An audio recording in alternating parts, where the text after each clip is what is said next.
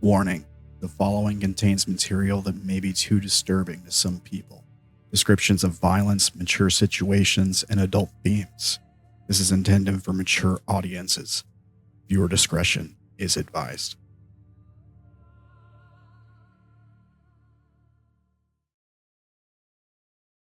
We're live. Action.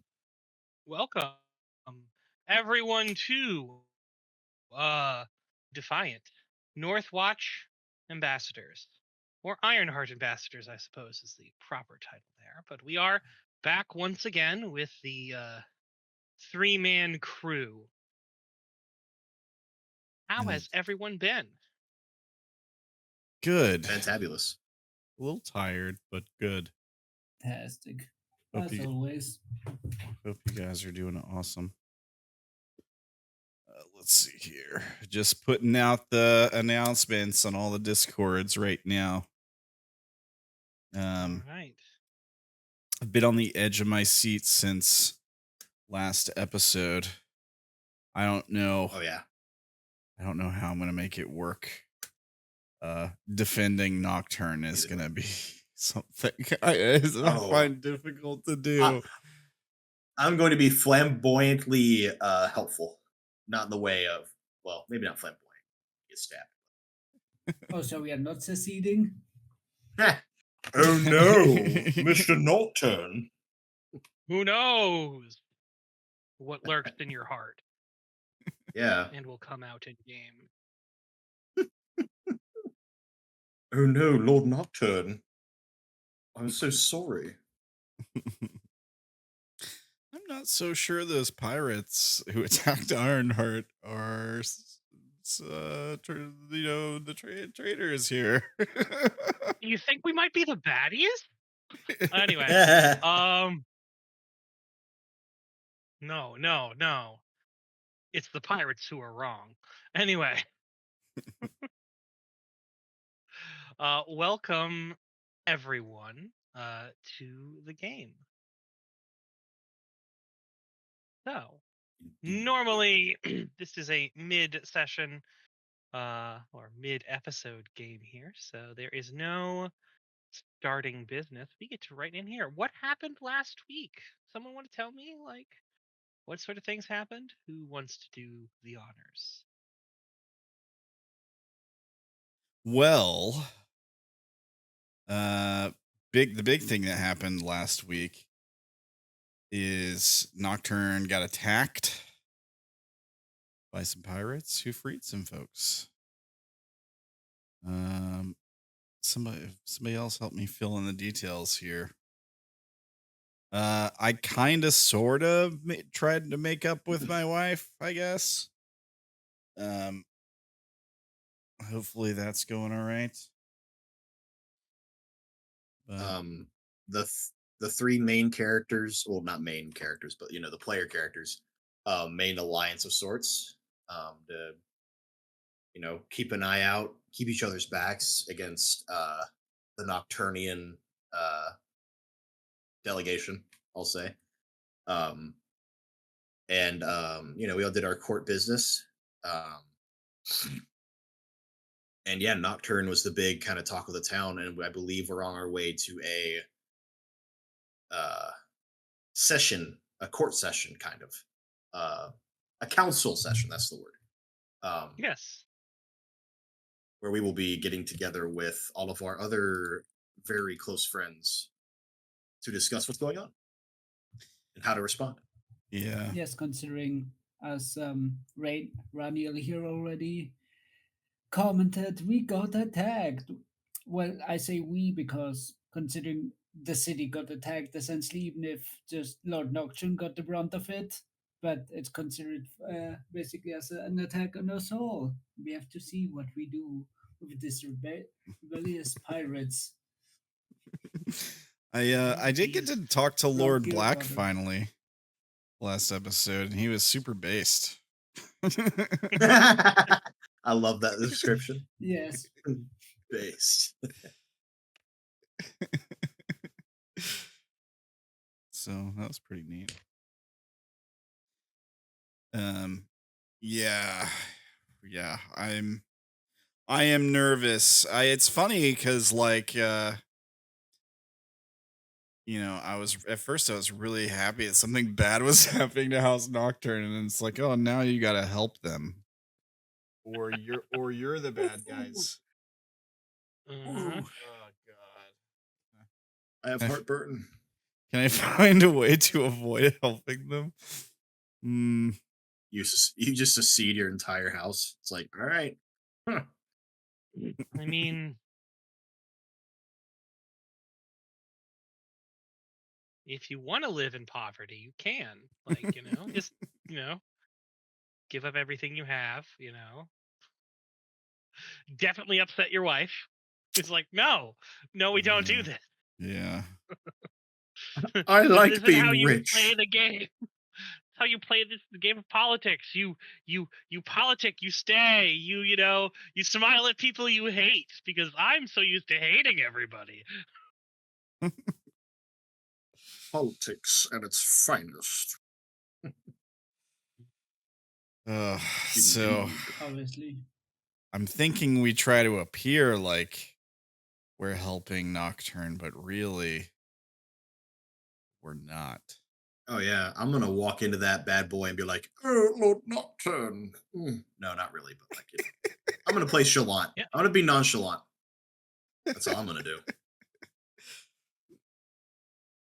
Because in reality, I didn't do anything. I'm just chilling.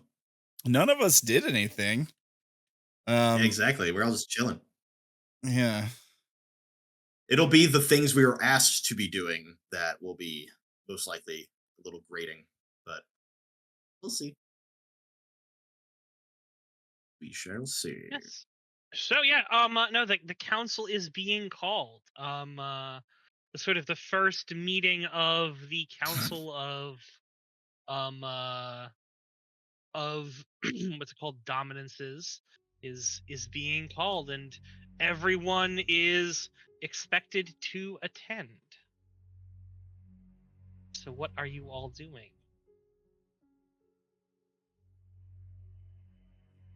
Like, did we end at the meeting place? They busted in, I think. Nocturne hasn't arrived yet, though. It was like just us, Lord Canadian, and then I think the Hierophant, not the Hierophant, sorry, the Princepsa walked in with her mate. Yes, Yeah. sure. So, you are in that room. 1 second, and let me gather everyone here together into a play area. Uh-oh. Oh, a play area. Goodness. Lucian will enjoy this. Goodness gracious. Yes, our hedonist will enjoy this. So, I forget, are you alone? Did you bring any of your staff with you? Monty is with me, and Brandon, because I keep an eye on Brandon. Monty and Brandon are with you. Yep.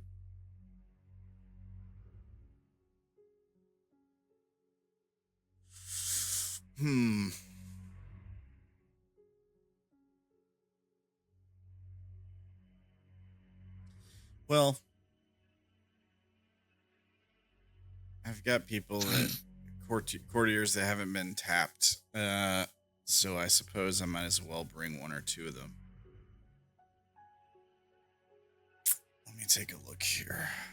Probably Casimir and somebody else. Let's see.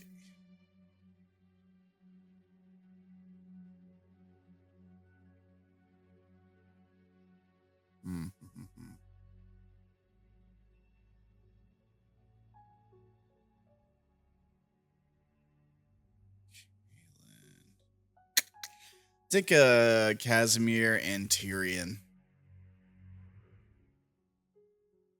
Casimir and Tyrion. All right.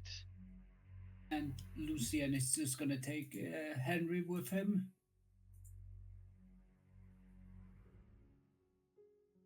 No wifeys? No wifey. Not a job for the women folk. Okay, all right. Well, that's fair. Okay, sure. Whatever you say, I didn't say it. Taking Henry, and you want Casimir and Tyrion. That's what you guys said. You guys said this with your actions, all right? Look. Pull Sidian from out of a hat, and I bring him. Yeah.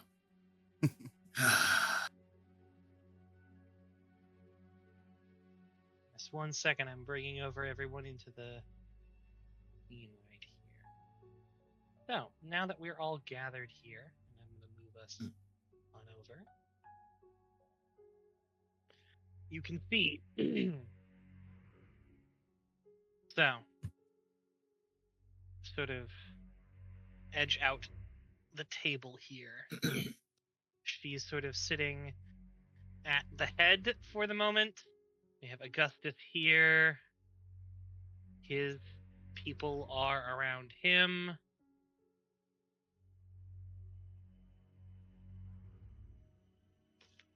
His wife and her are off in the corner, kind of the other consort, while as his sort of retinue back him up. You are here, we'll say. There. You are that there. Put you there. You are currently Lord Grendall, currently sitting in the seat that would be occupied by the Fjordwater Ambassador, basically, as you are sort of Fair. seated in this. And the doors, of course, open, and in strolls a very familiar face.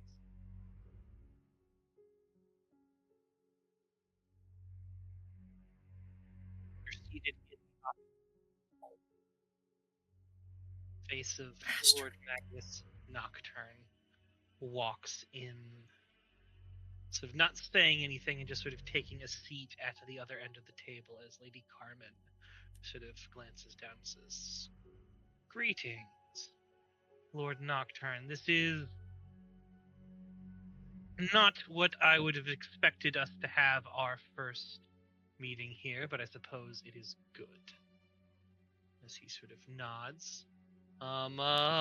Grendall, you do notice that there is someone over in the corner who is definitely making eyes at you and sort of staring intently as she sips her wine with her, demonic hand, demonic Batman, basically standing next to her, just sort of like also kind of gazing around and looking at everything.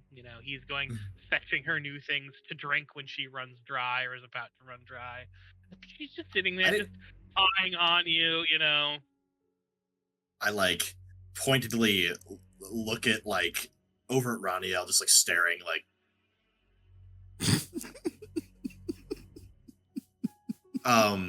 I do want to try and poach her as a courtier, but I will not be doing anything untoward. I just want to make Augustus angry in my own way. But that's a later thing. I'll figure that out later. But yeah, I'll just stare forward. Yes, so Magnus goes, "Very well. I believe we are here to talk business of the Fjordwatians' aggression against my domain." As he sort of speaks it in a low, calm tone that rolls over the opulent sort of area where you are meeting, because this meeting is being held now in Lady Carmen's, personal estate. This is not normally where you will meet, but at such a thing here, this is where everyone was called to meet. And at that, Lord Augustus pounds his fist to the tables. This is an outrage. These, salty, spitwater, scallywags have no place here. They prove themselves to be the traitors they are. You can't trust pirates or those who pretend to be pirates. As, Lady Carmen sort of just sits there and nods as he's like foaming at this outrage. An outrage that they would even strike against us, one of their allies. It must be answered. As Lady Carmen goes, and it shall. Lord Ranael Naotariel, tell us of the process of your troops. How is their training going? How are they preparing? Are they ready to defend us in this matter?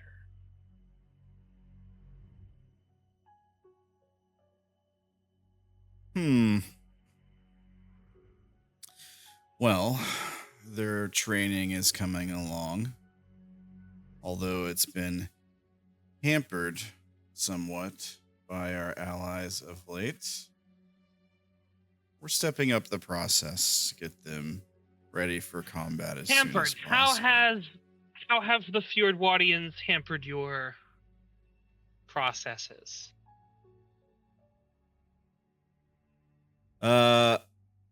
Hampered by our allies. Been slowed down.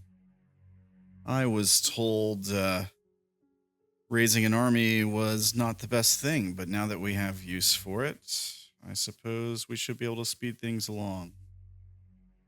Who said it would not be? What is the? Speak plainly.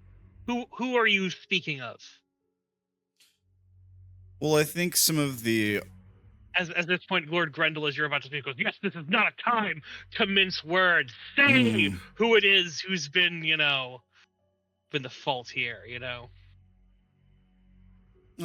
No fault per se. I think the Arcana Blessings was just concerned about me putting together a force for a potential uprising. I assured that my force was at the city's command. So the Archon of Blessings may be in on this too. Oh, God. Even Lady Carmen kind of raises her hand at Augustus is like, calm down there. Don't say that. We do not know. I make a face. Yeah, I look incredulous. I look incredulous. I'm keeping that in the back of my head. Yeah, can we turn these guys against the Archons? Yeah, I just make a face at that, like, oh man, this guy has got foot and mouth disease worse than I do.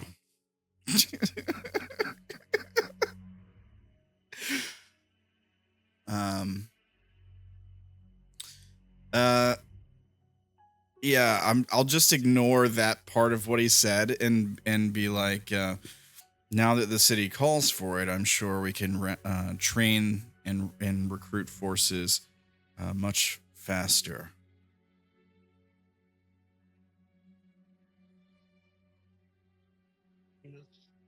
I want to play in. I want to play into it a little bit too, and I'll say, I had been trying to warn that we may have traitors in our midst.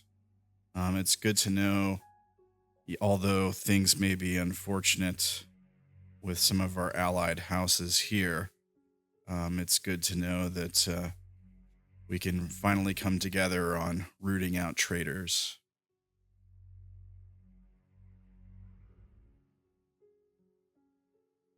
Excellent. And Lord Nocturne, this is the first time he's really sort of spoken, except at the beginning. Goes, and what would be your plan for rooting out and finding these traitors, Naotariel? Well, That's actually where I wanted to get Lord Goldengrove, Lord Joy's opinion. Seems that they're better with gathering intel than my brute force, and coming up with, as far as coming up with a plan, I think it's best if we all do that together. I mean, Aren't you leaving one out? Says Augustus from next to you as he sort of eyes you a little bit. yeah, my That's fucking bad. apologies, Lord Augustus Morgan, Esquire. Of course, we would need your esteemed input and Lord Nocturne's input as well. Mm-hmm. Lord Nocturne nods. It's good of you to say. I am eager to hear what you all have planned. But yes, Lord Goldengrove, you fancy yourself a trader in information, yes? What resources do you have that might be brought to bear and shared with the community? I don't like the way he said it, DM. It makes me scared. I will nod and I will say, well, my lord, Nocturne, I have a few resources I can command.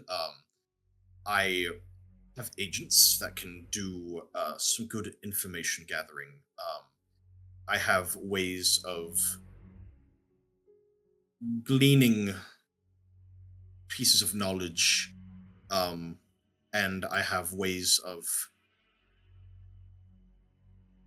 coordinating these agents. I'm a little short-handed right now.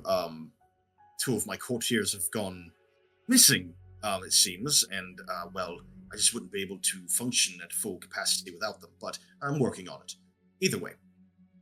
Well, you do know the rules, do you not? Oh, I know them. Yes, sir. Most definitely, my lord. But anyway, I have some resources I can bring to bear for information gathering. I'd have to work my network, so to speak, but I can find traitors. I can find whispers of people who might be involved, etc. Excellent. You should turn the services over to me so that I may be able to better ingratiate themselves with what I know. After all, if you are losing your courtiers, I'd hate to think such a small court had already fallen to entropy. No, I assure you, Lord Nocturne, I have these contacts. They're very skittish. The spy community is a little, what's the word? Hard to trust. Or not hard to trust them, but they're slow to trust a boss. And what I could do, and you know the Fae's ability to form oaths, I could He smiles at that. I am aware fuck. of that, yes. We could seal a bargain where one of my spies will be your sort of. They will come to you as sort of the middleman between Excellent. you and I. Yes. You know, I believe it. You shall swear an oath to me here that all you learn and all you hear will be passed on to me. This is a good thing. You have brought this up, Staring Lord daggers at Goldengrove. Grendall Goldengrove. It is good that you are willing to share information and have been so kind to prove it with a formal oath, as you have suggested. All eyes turn.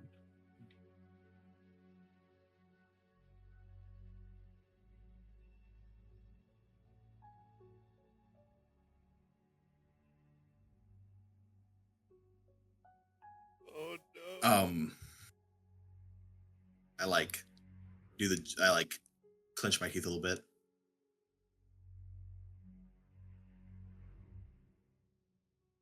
And my Lord Nocturne, an oath is good, but could we not be? We could trade. I want to.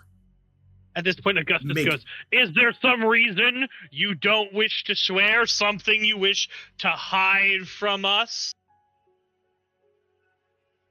No, there's nothing I wish to hide from you, Lord Augustus, Esquire. Good. Keep it that way. I roll. I stifle my eyes from rolling. I'll say, Lord Nocturne, I would like to be allies, and I would like to swear an oath.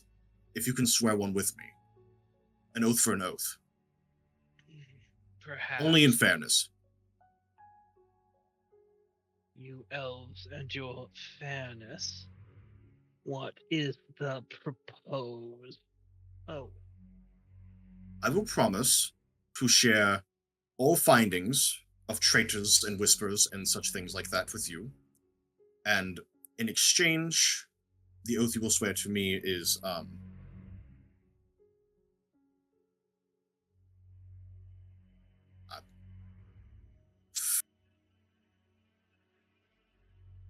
oh god, this is a risk. I'm gonna say it though. And in exchange, you swear. Grendall's not making these faces. I'm making these faces. I don't want to say it, but I'm gonna have to. Mhm. And in exchange, you swear to leave my wife alone.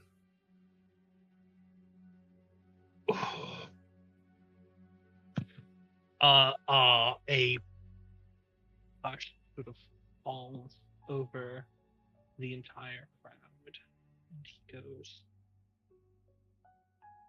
"You wish for me not to test you in the first law. You wish to swear that you cannot stand to entropy. That is the oath you wish to make, to cushion yourself as soft, This as motherfucker. unable to hold that which is yours and to keep it." This is how I keep it. I have my This- powers, you have yours. We all have our powers. We all have our abilities. I wield my power through bargaining and through deals. You wield yours through might and courage. If But this is not my oath to make. This is an oath in regards to one who isn't here. This fucking guy. If you I do nothing against her will. I do not hold her. I do not keep her in chains. Her and I's relationship was well known before you decided to seal your bond with her. So I care for her deeply, and I understand it pains you as you struggle to hold on to anything that you can. But with your courtiers deserting or going missing, and now your wife taken by pirates, one might conclude perhaps you are unfit to rule a court if you cannot resist entropy, as is the first law. But Lord Nocturne, I don't no think executor. Lord Nocturne, I think this oath would not be worth either of our times. I will report everything I can to you, sir, in regarding the traitors. As a cooperative person of this council. Sure. I am gonna want you to make a one roll here for this to see if you can back out of it. You know, what sort of skills are you going to use to? Oh, dude, fully I'm back the out of best this at here? this stuff here. I have so many skills. All the skills.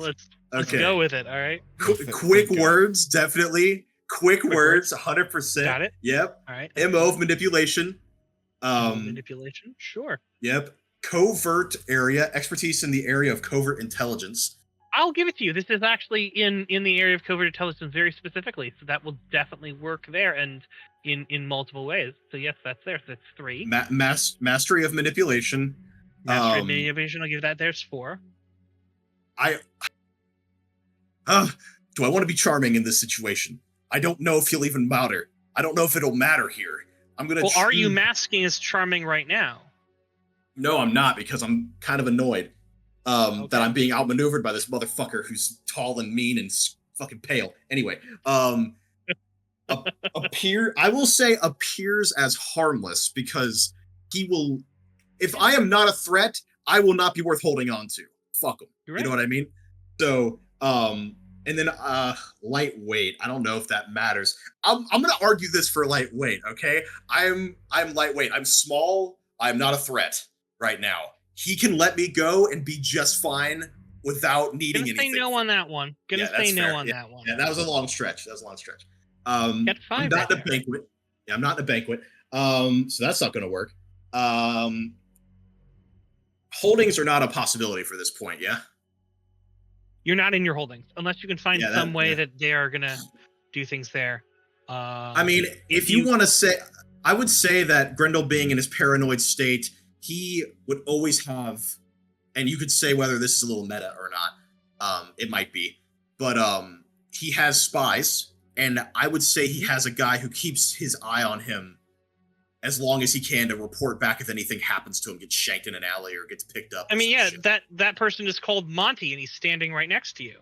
He is your cold operative.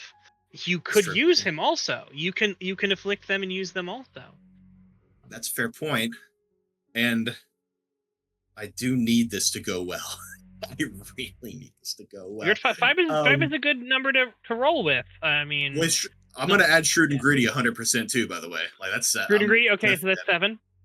Yeah, that's 7. You're using your nature. No, it's fine. I like that. I like we're at 7 now.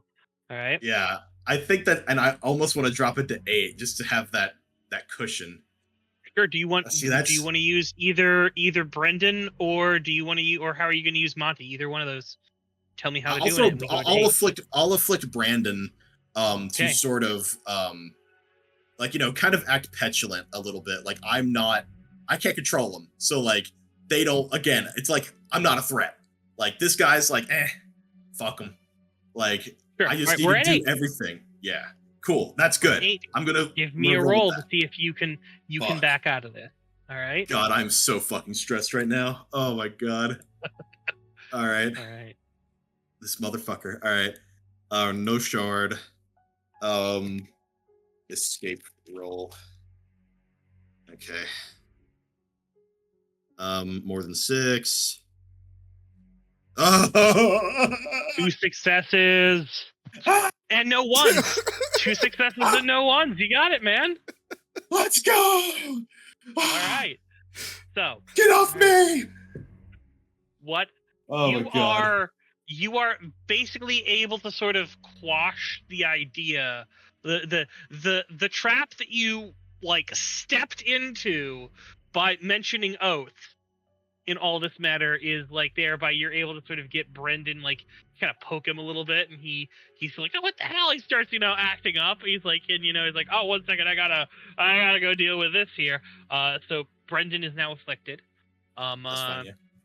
As you have used him in this way, and the course of events turns to other matters. It's like information, like Lady Carmen's kind of information is information,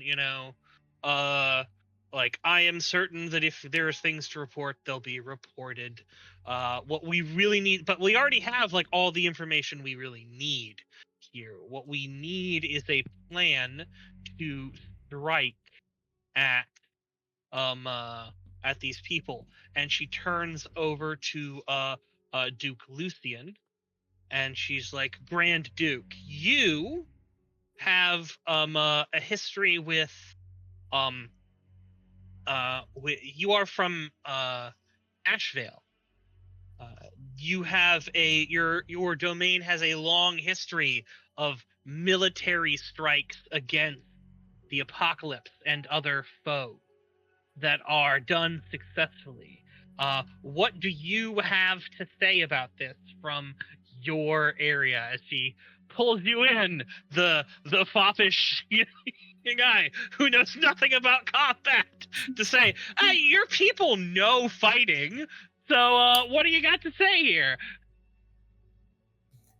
Well, dearest cousin, dear Lord Nocturne, dear friends, dear Lord Augustus, from my humble background as an aristocrat of Ashenvale, our tactics may be a bit antiquated in the eyes of Lord Raniel here, but I would suggest a heavy military presence of cavalry, if possible, even if I know that the Fjordlanders prefer to fight on the water.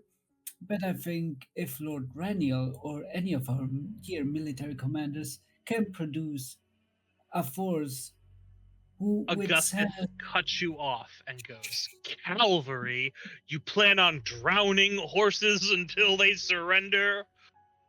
Lady Carmen, it is quite clear if anyone is to lead this assault, it takes a keen mind, such as my own, a strategic mastermind to lead this assault. We have our general here, he gestures to Raniel.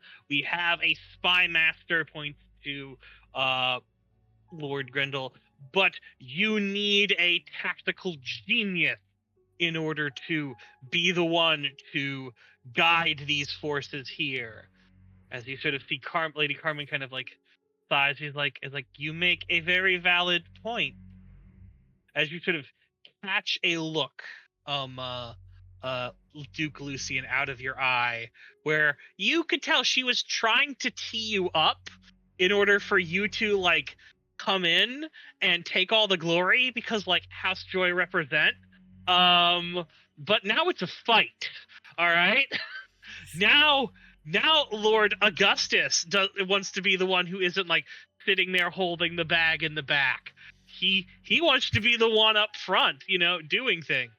Perhaps I can help out a bit and chime in and say, perhaps Lord Joy meant a different kind of mounted combat. Something flying perhaps would be effective against Navy. Is there anything you could help us with, Lord Augustus, with your, what I've heard are quite powerful beast magics? Why, yes, my mastery of beasts is beyond the pale. I so hope he's lying. I am certain we could use it to great effect. Although I suppose, yes, I see. Carmen goes, I don't know, Duke Lucien, could you think of another better solution for the aerial support than beast magic?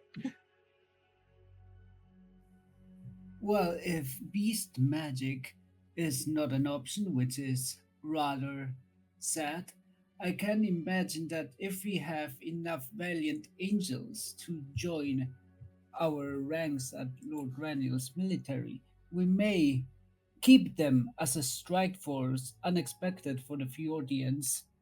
Let our men and women enter the fight first. Let, uh, let us give them a false inkling of weakness so they think, we have won, we may press on. Let them overextend ever so slightly then. And Lucien is going to look at Lord Raniel. The angel of wrath himself and his sisters and brothers, winged in flames, are going to descend, and in one clean stroke, there is no pirate navy. In fact, there is no navy after all. And Lord Augustus goes, and what connection with the angelic host do you have to secure them here? As Lady Carmen goes, well, my consort, Lady Naomi, is a member of the angelic courts. House And Hariel, I'm certain, will be able to go there. And she has also mentioned Lord Notariel there. But oh, I forgot. Duke Lucien, I apologize for speaking over you. Please do. You had something to say. yes, I wanted to add that apart from obviously your wonderful consort, my dear cousin, I'm also married to one being of the angelic court, and while my dear father-in-law and mother-in-law don't have the best opinion on me, I will give my greatest extent of hard-working efforts to make that they also join in the fight on our side. And apart You from see, that, as you just mentioned, sorry. yeah, no, you can kind of see her grimace a little when you admit, oh, they don't like me all that much. She's like, don't say that shit. Just don't say that right now. And she's like, so she's like, oh yes, so yes, and she's of House Zerial. They are, uh, Lord Notariel. What is your assessment on the combat capabilities of House Zerial? Zerial. Let me take a look here. Let's take a look at our houses. Angel houses, Zuriel. Imperious Angels of Glory. I think I've got some of them in my court, right? Isn't there somebody in my I court? believe you may have one in. Tyrion here. Who's Yeah, here? I think the dude who's right here with you is House Zuriel. Yeah, he is. He's of a minor house that is related to Zuriel. You're correct. Yeah.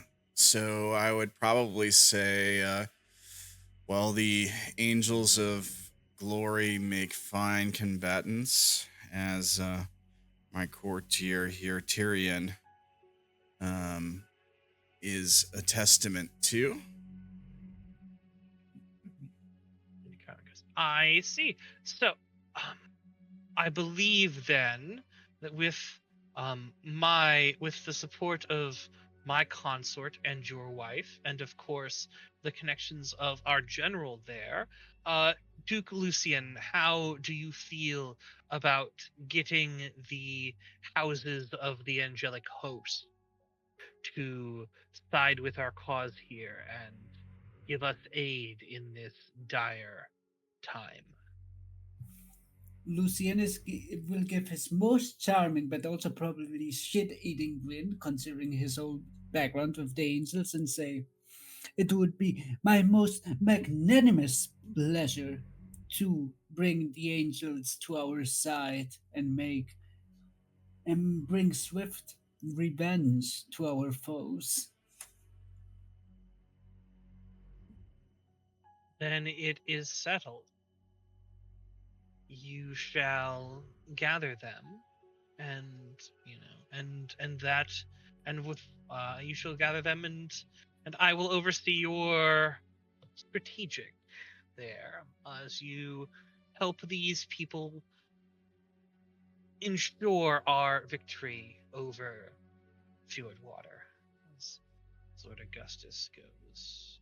And what would you have me do? Oh, well, Lord Augustus, I am aware that you are very talented in a great many things, but I believe logistics might be the best part for you, as he sort of like grinds his teeth a little bit. Lord, sort of, he sort of, it looks like he stands like Lord Magnus Nocturne over his hands, like, I believe that could be a good solution and a good use of Lord Augustus' talent. As like Augustus kind of looks over at him like what the fuck are you doing? And he just raises a hand like, just calm the fuck down. As he sort of sits back down. Anyway, so I believe we have a battle strategy then. I am quite parched.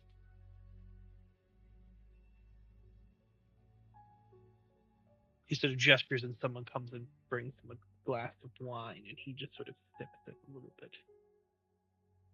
Is there more we need to discuss? Or might we break?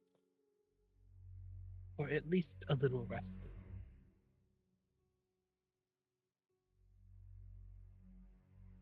This is Nocturne saying this? Yes. Yeah. By all means. Take Just a respite. second, and Lady Carmen goes, we may take a little recess here. Feel free to walk around. We shall re-adjourn in 15 minutes. He sort of stands and walks away as Lord Magnus goes over and sort of grabs Augustus and sort of pulls him to the side as the two start to go have a, whispered but fucking idiot. heated conversation. I can't wait to see this guy get his shit pushed in. Anyway, sorry. Grendall will get up and stretch his legs. He'll go over to Monty and immediately go, send a message back to the spy. Sorry, I couldn't hear. Brandon couldn't hear that. Yeah. Send Brandon back. No, not Brandon. Send a lowborn back to the hold and carry a message to. As you do this, someone slinks on up beside you. Fucking get this woman away from me! Get her away! I know who it is. Okay, I'll turn and I'll say one moment. Lord Grendall, it is quite a pity now that your wife's misplacement has led to her absence once again. One might think that she perhaps desired the way with how frequently she is. I appreciate your concern, but I have it on. Never mind. All I'll say is that she is hopefully safe. Don't know where she is, but I hope she's safe. But I am loyal to her, and I do have a proposition for you, and I'll lead her away a little bit with Monty behind me, and I'll say, Madam, crap, forgot her name, Madam Consort, Mary Ellen, I would like to potentially offer you a place in my court.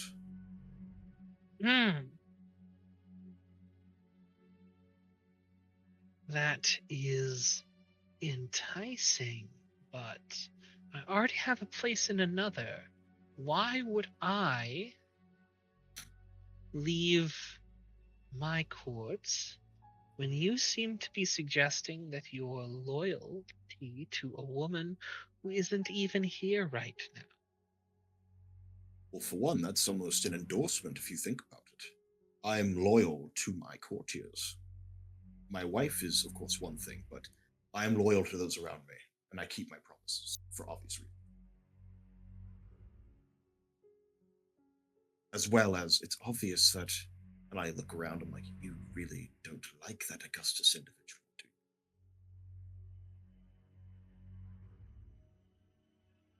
you? Can you blame me? No. Oh no. I fucking hate him. But, was gonna be honest with you there. If they hang me for it, then I'll die doing what I love, hating that stupid fuck. But We don't kill here, of course. Yeah, yes, of course. They won't hang you. They won't even hang you out to dry for speaking truth. That is fair. one of our charges, to resist deception. Speaking truth is a virtue. Indeed. But I offer you anyway, this because... she's definitely like, hands on your lapel, like, anyway. Pussy. I would need certain assurances before anything. And also, I am not looking to take a step down. I have done so much work. I have been so much patient to get to where I am. Sure, so what are you You are a loyal man, a powerful man. And my husband doesn't like you either, so good. That is a bonus for me. But what I would need is, if I am going to forsake one, I would need another. You see, I can't... I made a vow. I can't break it. Well then, I believe we're at an impasse. Although I suppose, if I were to come visit later tonight, we might be able to show you the benefit of reconsidering. She's relentless, dude. This is crazy. Of course. Oh my god. So what's that, Grendall D?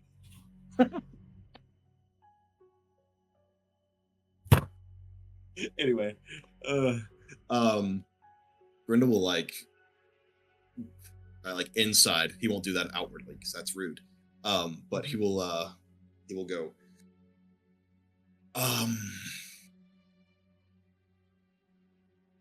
Is this really all you want from me? Just use me for my body? No, I want more. So much more. Well, I had that feeling. I mean, how about we start off slowly? Would you be willing to trade information regarding your friend? Friend, you say? You know who. My husband or my associate? If he gestures to like the what's it called, the demon who's just standing a little farther away, just watching you all, just like, I'm hearing everything and I don't give a shit about any of this. What information are you? Oh, just like, if he has any connections to Fjordwater or something like that. You wish me to find them, or do you wish me to create them? Oh, we deal in truth, my dear. We could never make up such things. Never indeed, but I am an agent of his house, with access to his seal. I could do much, but I am not a woman you wish to scorn. Making deals with the devil every fucking day, I swear to God. Oh my God. Never fails. Well, what do you mean by scorn? Like, what do you expect from me if I were to make this deal with you? Oh, I think you know what I expect from you, as she leans in and whispers descriptions of lascivious and lewd acts in your ear. You can I'm also, as your stone-faced. eyes sort of Oh. scan around, you definitely see Augustus is looking at you right now as this is happening, and you can I'm see gonna- the anger in his eye. I will look back at him. I'm gonna pay for this. I know I'm gonna pay for it. I'm not gonna wink. I'm not gonna do it. Never mind. I'm not doing it. I'll just look at him, like the subtle like shrug. My bad, dude. Sorry, you suck. Don't know what to tell you. But I'll just sort of go. Your idiot is watching. I say quietly. Let him watch. Oh As he Christ! kisses you. No, on no, your no, ear. no, no, no! I've been violated. Violation. Are you actually like pulling away that violently, or are you? No, know...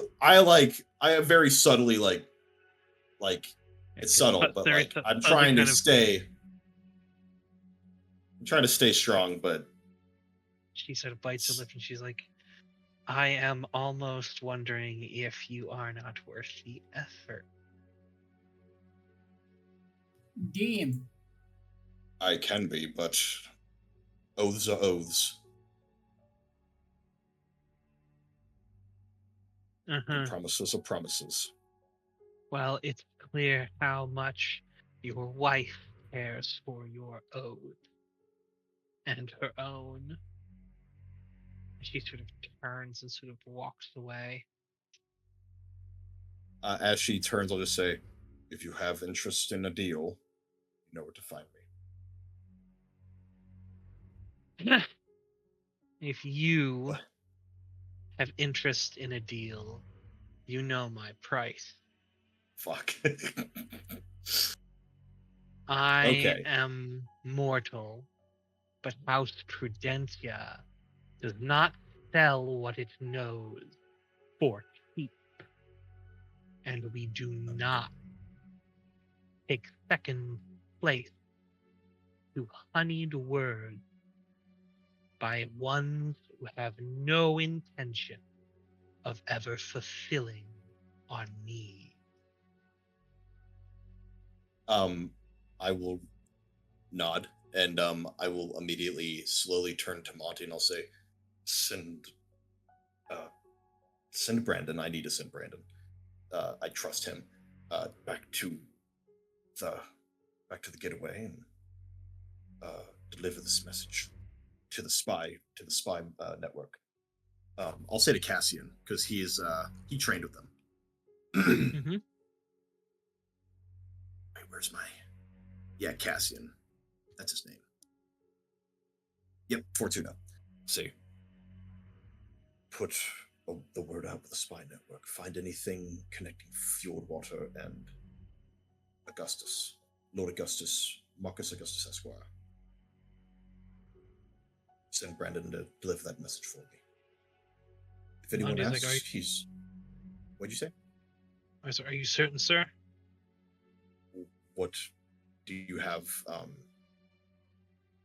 reservations? Are you certain on you that? wouldn't wish me to send and the boy stay with you? Oh, that's a fair point. You need to keep an eye on the young man. But I need you. Well, it's probably safe here. All right, you take that message for me. Just come back if you could. Excellent. I will, sir, as he departs. I'll pat him on the back and say, thank you. But then I'll just keep Brandon close. I'll just say, thank you for intervening earlier, and I'll pat him on the shoulder and I'll say, whatever you would desire back at the getaway, within reason. Don't be greedy. But whatever we get back to the getaway, you can ask a thing of me of reason, and I will try and grant it for you.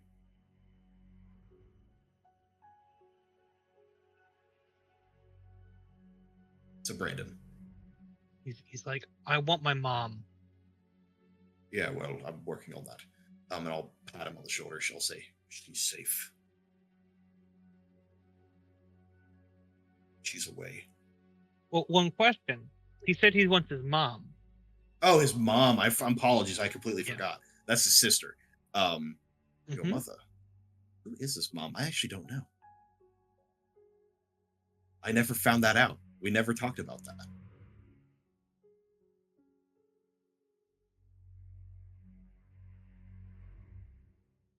He just sort of glares at you like you're an idiot.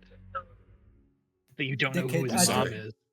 No, I was Dickhead, asking you, don't know who DM. my I mom don't. is 20 times. You don't know. Your I don't wife know. has never I told genuinely you. don't know. You That's genuinely fair, yeah, don't okay. know. Like it's Okay. it's not a thing you know. Like I mean Okay. you would assume that it's like it's your sister's your wife's mother because they're siblings. Yeah. So you Yeah. know that would be there. I mean, it's possible it's a different person there. It could be, you know, like there. So he says he wants mom, you know. Sure. Well, I will be genuine, and I'll just say, my boy, I don't. Your sister never talked of her. I don't know her. Tell me who she is.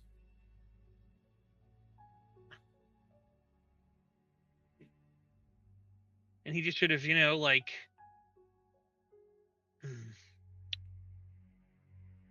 no.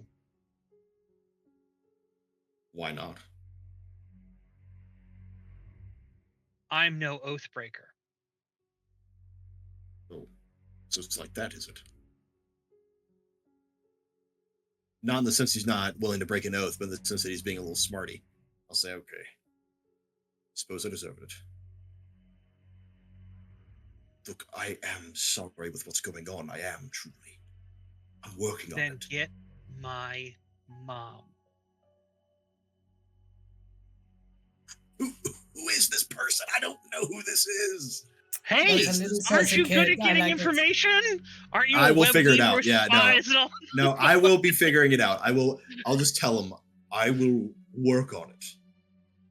Right. I will work on it. And then I'll just like ruffle his hair. I know he's gonna pull away or some shit like that, but I don't care. Yeah. Okay, but I'll yeah. So while all of that is going on, Lucien and Ranael, what are you two doing?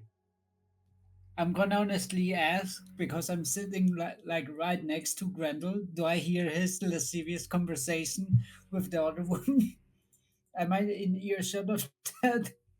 I mean, do you want to be within earshot of Grendel's like little tete-a-tete with the with the other man's wife? Yeah, I think he would. Okay, sure. Ranael, what are you doing while like Lord Lucien is just eavesdropping, almost like conspicuously so? The Lady Princepsa, Lady Carmen Joy, she outranks Nocturne, right? Yeah.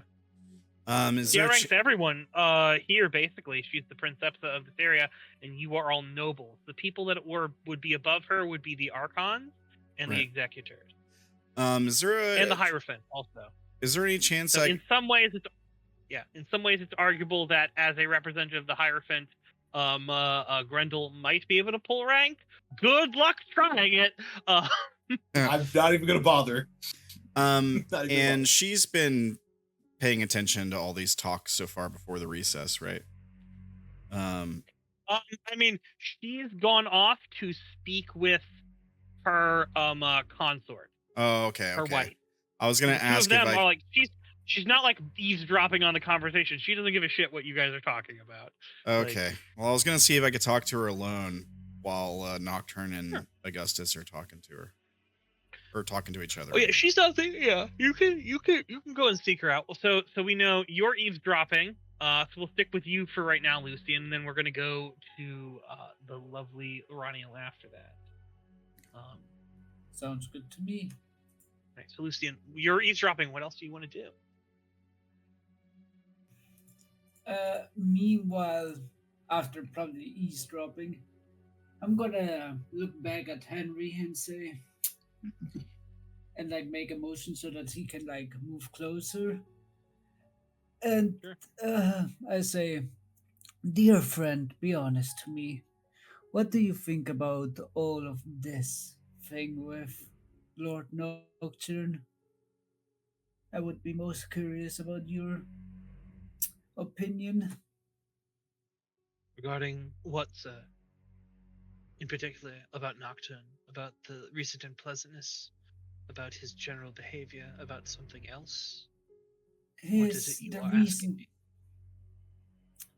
the recent actions involving him. I want to gauge your opinion if it's really that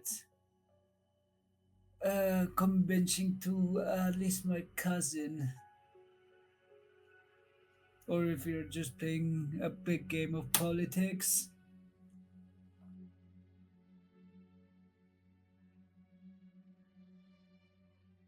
Yes. Um, I mean, in the recent behavior, it's not going well for him in that way, but there are many who might wish to dethrone him from his seat. I am uncertain more in what you wish me to say. I believe it is unfortunate that he was attacked in this way. Is it true what they say? Is it true that the splint and the cat that Grendall wears on his arm there?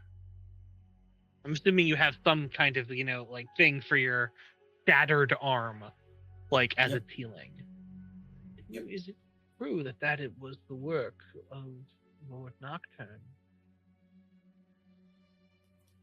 Lucien gives a smile upon that, like a approving smile, and says, "It seems that Lord Nocturne has a habit of stealing wives and not being that pleasant when you defend your claim and your loved ones."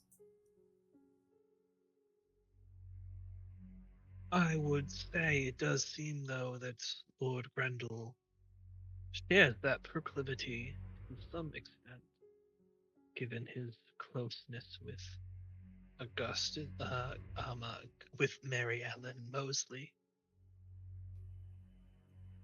I'm going to ask, like, quickly, out of character.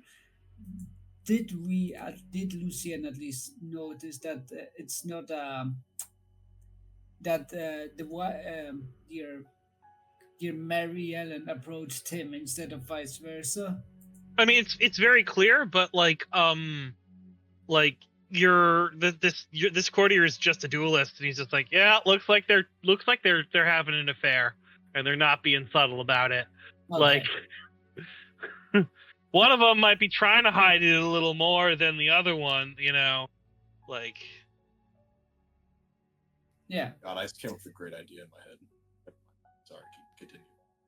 I think, my dear friend, that you have misjudged the situation here. This lady here has a much greater interest in Lord Grendel than vice versa in the romantic and pleasurable matters that are at hand. So you're saying Lord Grendel's just using her, and not even No, properly?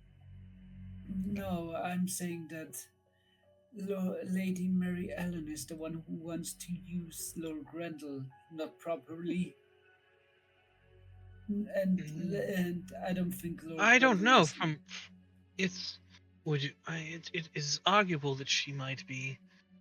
I can see the greed in her. It's delicious, almost enough to taste from here. The desire for more.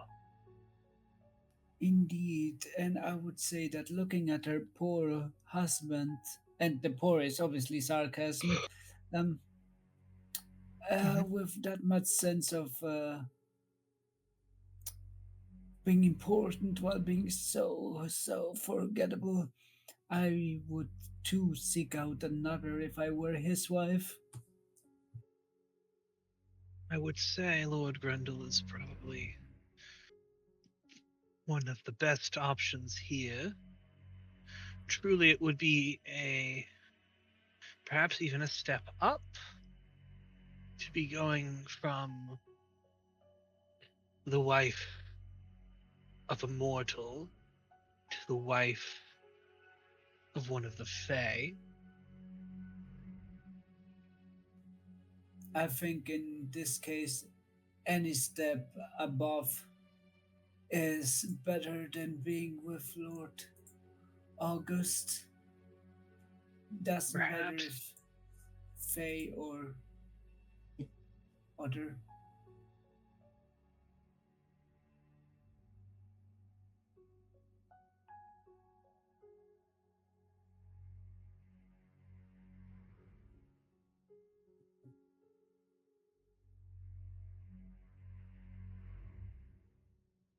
He's like, "Ah, but yes, I believe that is. Was there anything else you needed from me, sir?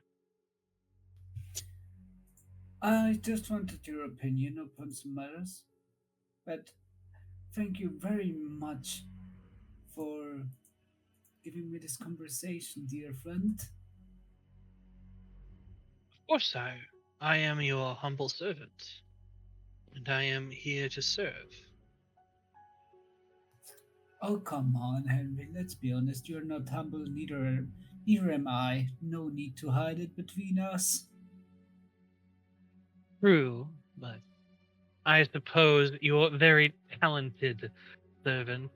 If I say that too often, the talent gets rowdy. They don't like knowing how worthless they are. Now, don't speak bad about our dear stars either. We all have our talents. Yours Why, they're are not here more. for me to hear it. Would you rather I say it to their face?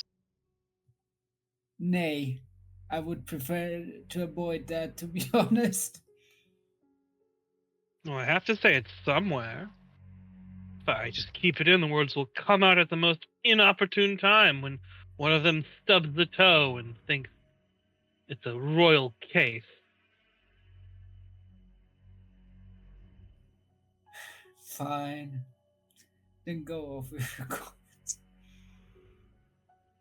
Oh, off with it then, fine. As he starts regaling you about how pissed off he is about all of your capricious talent, is like, and this one, and this one. You know what? This is better than him doing it at home. I will take this. Oh yeah, no, it's way better than him doing it at home. That was his whole point. But I think that'd be a good point for us to break from that little conversation there, and to go over to Lord Ranael and Lady Carmen. All So, right. Lord Ranael, you are there. Lady Carmen is talking with her consort Naomi Ellis. As you approach, they sort of stop, like she looks. One of them sees you first, and the other one sees you. They both kind of nod. Your two attendants are coming with you. Yeah, And he's like, Lord Ranael. I approach respectfully and give her like a slight bow. Lady Princepsa, I was hoping to speak with you about the current matter. Just for some clarification. Just for some clarifications. No, Lady Princepsa. I just wanted to. Well, I understand I've in some of these political matters have been quite thick-headed, and I know that there may be concern with me raising fighters about my loyalty to Ironheart, and He raises a hand and goes, "Who is the one who is saying this? This is the second time you've brought it up. It seems like there's an issue. Who is charging you with disloyalty? Tell me." no one in particular. I just wanted to make sure before we let loose the dogs of war on these pirates. I just wanted to check in with you and ask that if there is a way to negotiate peace to bring them back to the table, is that what our goal is, or is our goal for vengeance? The ones who attacked us? The ones Aye. who attacked us, Yeah, I we know. are going to need to make sure an example is made of them. I am told it was the Admiral's own fleet and court that did this assault. This is war within the domain. That entire region has moved against me. I am certain that we will find people of Fjordwater, to come to be loyal, noble citizens even in this time. In fact, it is something we should seek out, to get a new ambassador of Fjordwater in here, in order so that they can more properly represent the true, noble, and loyal members of Fjordwater, so that we don't lose more. Understood. And for those that they've kidnapped, is our goal to get them out safe? Yes, of course, if at all possible. The return of them to safety is there. We are not looking to kill them, to maim them. They must be brought in and judged, and if they need be exiled, then we exile. And if not? Then perhaps we can find a way, but that is not going to be my decision. If I were to have my way, the lot would be exiled immediately. But that is the decision of the Hierophant and the Archon. Understood. So, and the executors. Just so I understand, our goal is to bring them in, not necessarily to wipe them out. This may affect my strategy going forward. Yes. Bringing them in would be there, but if some must fall, I suppose certain allowances must be made for times of war. Agreed. Thank you, Lady Princepsa. That is all. Indeed. I would also say, while you are not the most skilled in the art of politic, you are useful, and you are showing your use here for when this happens. Prove that you are worthy here in this way. Prove to us that you can have value, and that will go away to brush over any rough edges that have happened. Does that make sense? Absolutely, Lady Princepsa. I can assure you that I will stand for Ironheart. And Ironheart must stand. She sort of, if you give me a moment. The lovely angel beside me is discussing how we are going to be able to influence House Hariel to offer as much assistance as possible. Yeah, I give a bow and say, Lady, and look at Lady Consort Naomi Ellis and say, Lady, and walk away. Lady Consort. It's Lady Consort. Lady Consort, sure, yeah. Yes. Because you're saying Lord and Lord, basically. Like, yeah. Lord and Lord, and Yeah, it's like, no, it's Lady Consort, in order to say a thing there. And so she's just like, yeah. And she goes, Lord Naotariel, a pleasure to see you again, cousin. Like, they sort of, we're not of the same house necessarily, we're not cousins like, those two call each other cousins, but here, all angel kind represent, like, you're a distant cousin, very distant. We don't invite him to parties, but you know what? When the chips are down, he's the one we count on. Yeah. Anyway. Oh. Is there anything else you all want to do before the party is sort of the meeting is called back together, and we may even break from the scene after that, as I don't know exactly. We need to sit here and explain more stuff. I think it's all been kind of filtered out. Is there anything else that you guys really need to do or want to do? There was one thing I wanted to ask about, and maybe one more thing I wanted to do. Sure. Just a quick question to how this works. I don't think I've asked you this question yet, but I was curious. Mm-hmm. Spend a shard to change an affliction to a lesser one, or merge afflictions. It doesn't say that has to be only on myself. So my question is, can I use that on someone else? It is only on you. Okay. All right. That's all I have. Yeah. That's my understanding of that power is it's only on you. Okay. It'd be super broken if it's on other people. I was thinking about it. I was like, well, can Angel heal others? Oh, maybe. So Maybe, I don't know. It's look, the rules. This is the rules aren't as says on that, but I'm ruling that is only on you. All right, cool. Sorry, I can't help you with your shattered arm, bud. I could have if I could have gotten in the way. It's only a slightly shattered arm right now. Okay, all right. Yeah, it healed a little bit. It's healed. Okay, It's done some healing. Done some healing. All right. It could be worse.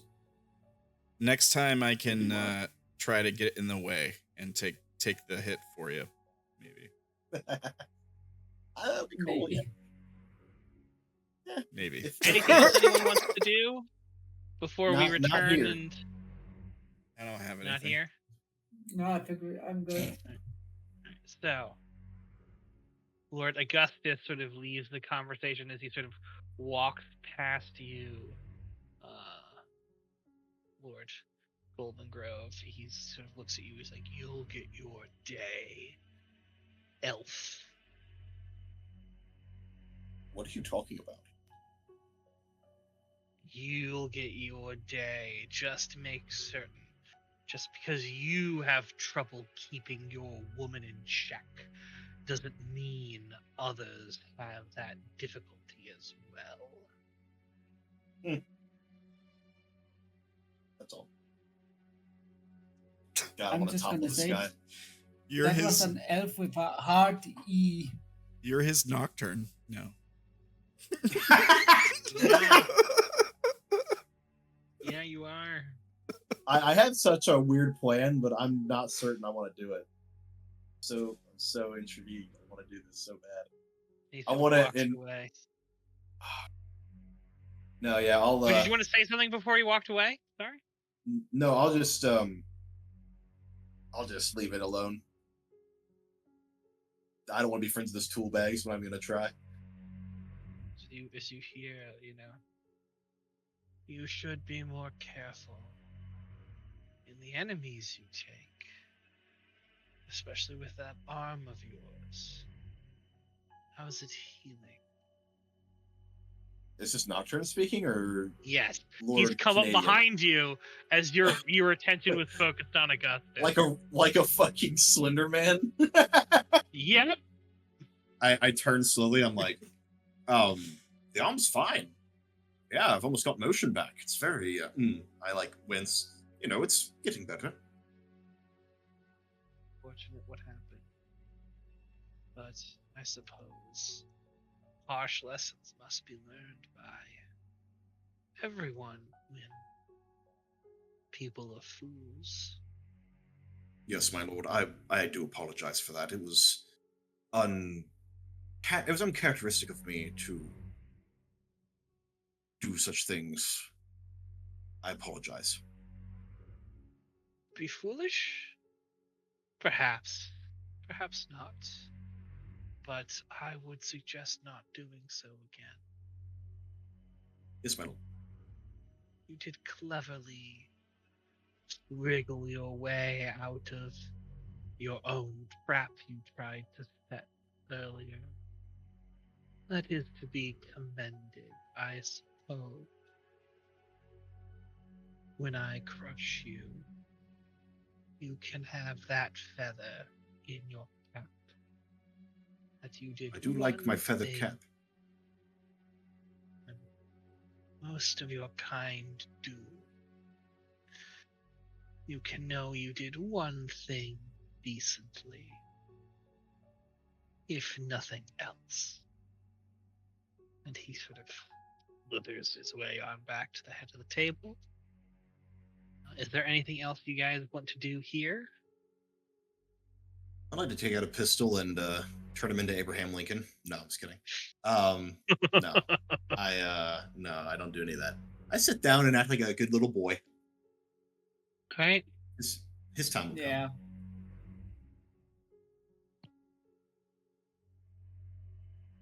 Same. Yep. The council meeting kind of goes on there. You're eventually all dismissed. You are allowed to go back to your places, and now it is time where you can do your personal challenges. So, again, this is the midpoint of the sort of episode here. We got like a slow start in the first one, so we're running a little behind. But your where is it? Personal affairs? Personal affairs. Yep.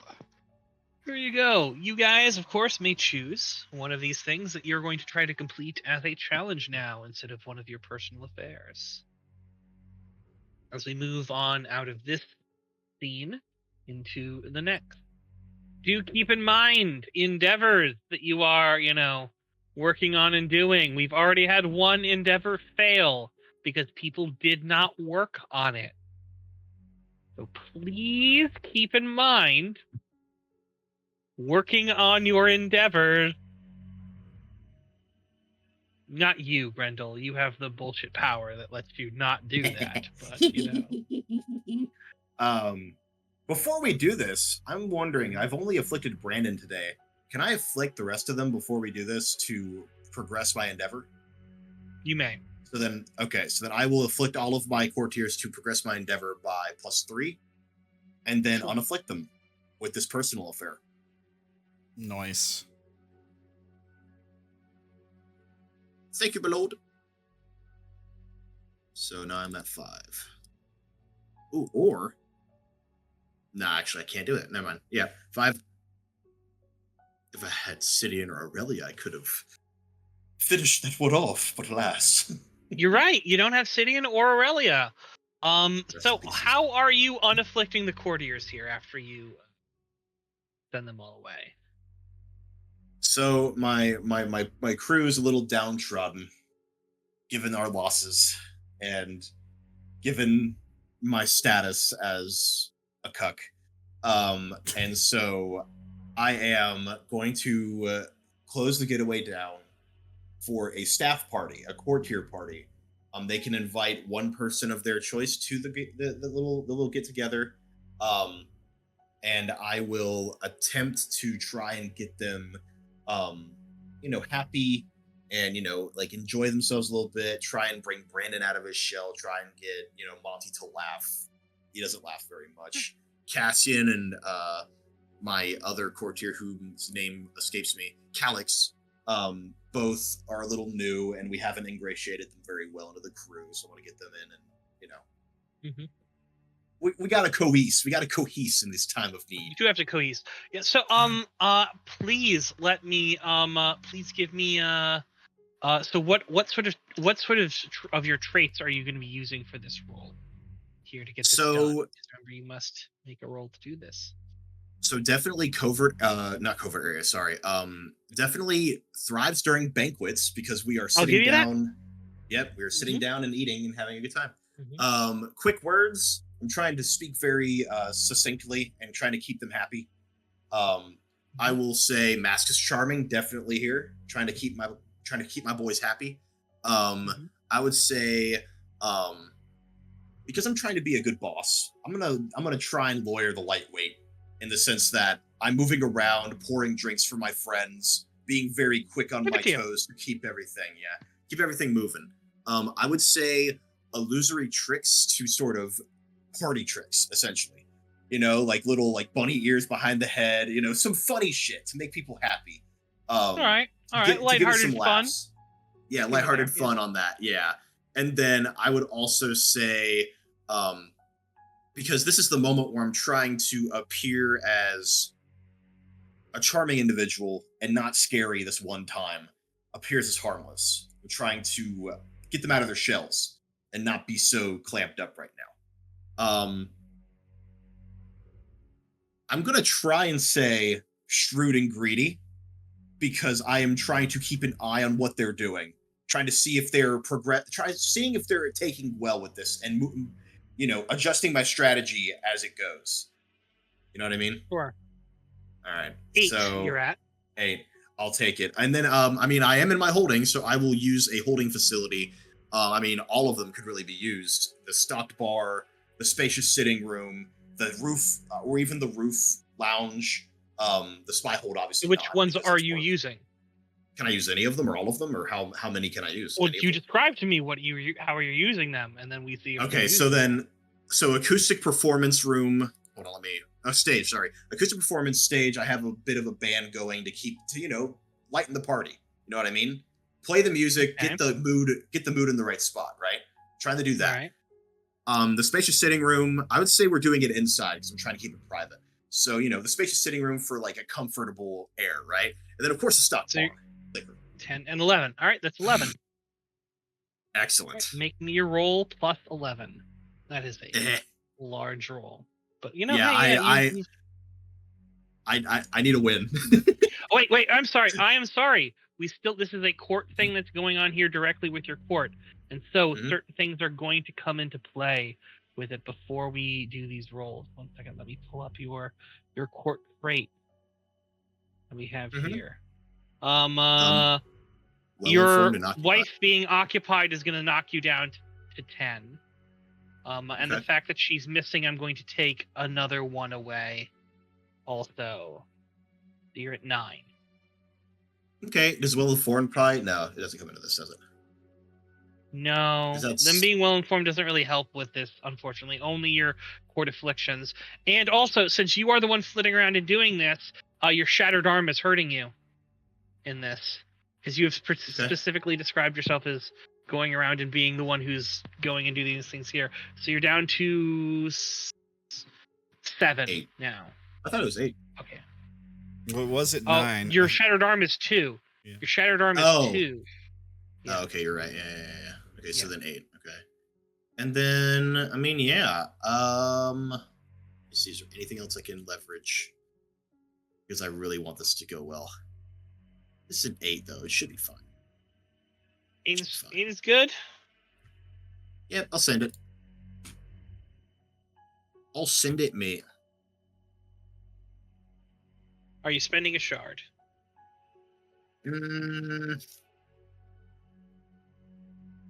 Nah. 8's a solid number. I feel okay with that. 8 is a solid number. Ooh. Oh, tasty. Yeah. Sidian walks through the door. What's up now? Actually. Oh, yeah. Yeah, you are playing with these things here when you're in the middle of a party. Monty has gone to do your work. All right, the things that you sent him out to do and his other task before you even did that. You're like, oh wait, I told you to do a thing. Never mind, go do this other thing. He's like, God damn it, I hate you. Like, goes out there. He does the other thing first. And it's like, I'm not gonna be back in time for the party. It's like, oh, you'll get it like when you're there. It's fine, like, hey, Brandon, here's these 2 new people. Hey, everybody go in here, there. It's like all this stuff there. And as it comes in, Monty kicks open the door to your sort of sitting room area, and basically he's carrying something with him. Monty looks like he got the crap kicked out of him. Oh, God. Oh, shit. Yeah. But he's here. and he's dragging something with him. What you got there, Monty? He throws Sidian on the ground. Sidian is in like he is beat up. He is sort of, you know, like got rope burns on his hands, you know. Mm-hmm. And he isn't wearing his fine clothes. It looks like he's been through hell in the past few times. Goodness. But Sidian is back, and he's like, bastards tried to jump me. They thought they had me. Oh my I let goodness. them drag me to where they were gonna keep me, and there I found Sidian. I clap him on the shoulder. I'm like, I owe you. Sidian, is he awake? Is he unconscious? Is he rough? Sidian is out of it. Like, you know, you can unafflict him here, but he is not, like, you know, like, he's not at the moment. Like, you could, the party kind of twists from being everyone celebrating to holy shit, like, you know, like we need to make sure that Sidian is okay, because literally you're unafflicting everyone here, so you're able to give him a drink. He's going to be able to calm down. He's going to be like, they held me. They wanted information. They wanted me to say what I was doing. They tried to get me to swear oaths. I told them to go fuck themselves several times. Man. They didn't like it, as you sort of like, he sort of is lifting up his shirt to show the fucking marks on his scars on him. He's like, no, like, do I believe him? This is a setup. Charming liar. No, he is a charming liar. Yeah.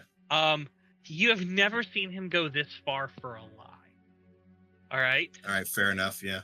You've never seen him go this far for a lie, and admittedly, he's like, oh, but I did lie to them. I gave them a shit ton of bad information. My man.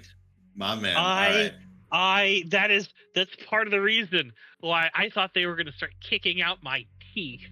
All right, I was worried about that, but yeah, good. no, those fucking assholes. My friend, you're very good. Yeah. Yes. Congratulations, because of your amazing role there. Sidian is back as your reward, and your person is right up there. Aurelia is still out there. Don't know what's happened to Aurelia. That's next. That's next on the list. Your wife is still gone, but as I can see, they're coming back. They're returning, and he is. Yep. I'll save for questioning Sidian at a later date. I don't want to hold up this too much. Give me some time to heal up before you have me do anything true strenuous. But I am back, and once we figure out who those people were, they were lowborn. Like, they were lowborn, but there was a bunch of them. Obviously, they worked for someone. But you know illusion. Do you know illusion magic, right? You're a she, right? You see him like he conjures a little bit of some stuff, like not very good, but like he's like, Before you leave the getaway, come to me for a coat, so to speak, a costume. I can make you look like someone else. Oh yeah, good. Yeah, that's fine. All right. All right, sit down. Nice place you got here. Drink. Yeah. Yeah, of course. Yeah. Oh. Yeah. Oh yeah. I keep the libations flowing for City, and he earned it. Yeah. And I also do it for. Yeah. Yeah. Monty's just there going like, oh yeah, no, that was. No, yeah, Monty and Sidian get the heroes treatment tonight. Yeah. Right. Lowborn. I keep Lowborn on them all afternoon to do what they need. That's great. All right. So that is your personal fair. Who has their next personal fair they want to do? I'll go if Lucien doesn't want to go next. I'm currently still thinking how to phrase mine, so if you want to go first, go ahead. All right. Personal affair I want to take is Advance and Endeavor by 3. I'm going to choose Cure Courteous Xenophobia, which should put it up to a 5, which puts both of my endeavors one step from being complete. Excellent. Now my question is, How with are you planning on doing that? yeah, so like that was my question to you. Do we fast track 3 of the remaining conversations? No, those are RP tasks that you have to do. Okay. Those conversations are RP tasks you have to do. Now, keep in mind, you've solved a couple of them by like getting really good rolls on things, Yeah. and then they've just been extra benefits that have been added on there. Is like, okay, you don't need to do this anymore. You don't need to do this anymore. Like, you solved 2 of those down, and you have technically a replacement person where I will like basically let you go. If you cut this person and drop this other person into place, you can replace that person there. But it means dropping a courtier for Mr. Mentum, or otherwise you can have everyone there and your gracious harpy also in your group. Yeah, I'd rather not drop anyone. Yeah. Um, Which means you need 5 more conversations, I believe. let me check. I think it was 4. Tyrion, Muriel, Kaelin, and Salian. Yeah, that's Tyrion. Oh yeah, because I forgot he's already done. Yeah, it is 4. You only have 4 left. Yeah, I think we took Some care of of those Ali conversations last might time. not be that difficult, also. So The one I'm worried about most is probably Tyrion, because he's a zealous renegade. he is. Muriel is... What is Muriel's origin? Deva. So, xenophobia, less likely, I think. She's Deva of House what's it called there? Umbran, remember? She's Umbran. Yeah.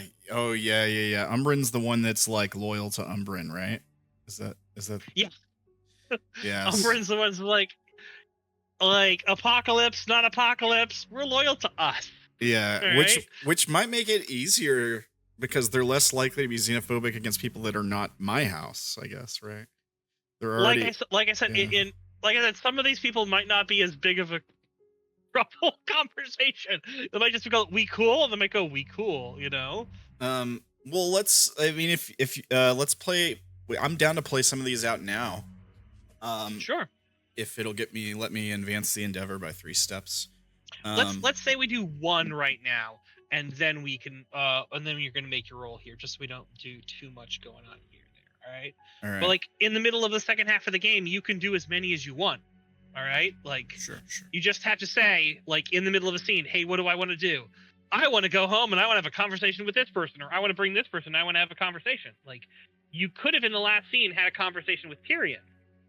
Yeah, I guess so. Yeah, I guess I could have. Yeah. Let me roll, see who I want it to be. All right. 3. Let's take care of Kaelin. How's Camille? The fearless fool. The fearless fool.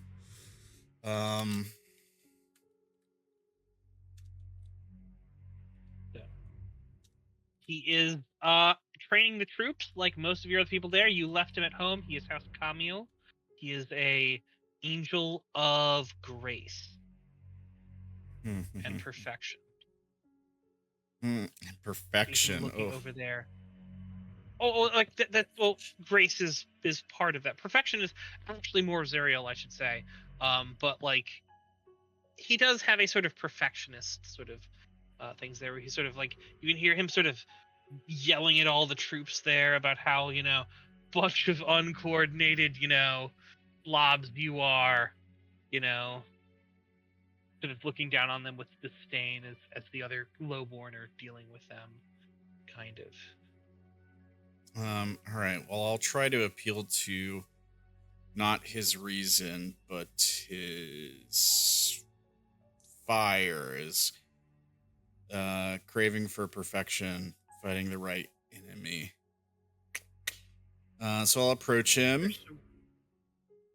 And Lord Naotariel. I wish I could bring you better word, but your troops here still lay as undisciplined and unproductive as ever. You still leave your right side open. He's like, my apologies. I will make certain that I guard that in the future. Unproductive as ever, you say. What's happening? Oh, just look at them down there. As you can see, like, they're kind of like, they're being fish in a military uniform, in a military outfit. Like, they don't know, like, how to hold a sword. He's just like, disgusting. The lack of decorum they have. Why, you would have thought their houses would have trained them better if they were to be warriors. Then it is our job to train them, is it not?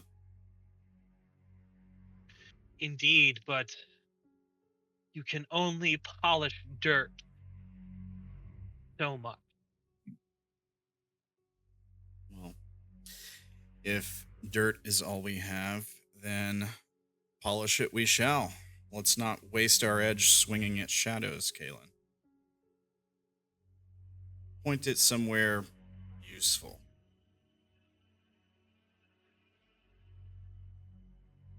I mean, would this not be losing our edge for swinging at shadows? This group here, they can never be worth anything. They're undisciplined, ungraceful. They are not your enemy.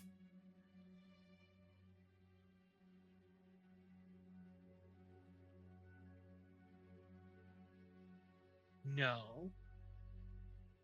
They're worse. The Mentum is one thing. He at least shows you proper respect. He's come around, I suppose. But these people don't care for you. They barely see the girl in this. Many of these things are here for themselves, for selfish reasons. That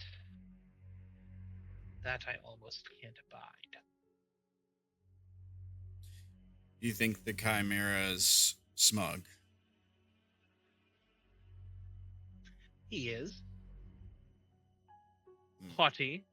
Thinks he knows everything, but that's their kind.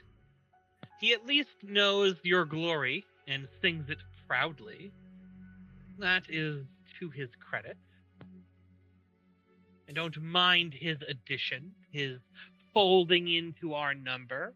He is properly respectful of you. You want glory? Then pick the right battlefield. The storm doesn't care how clever your opponent was. It only cares that you stood in its way.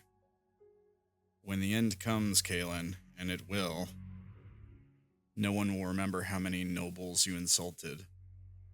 They'll remember if you were the one who stood between them and oblivion.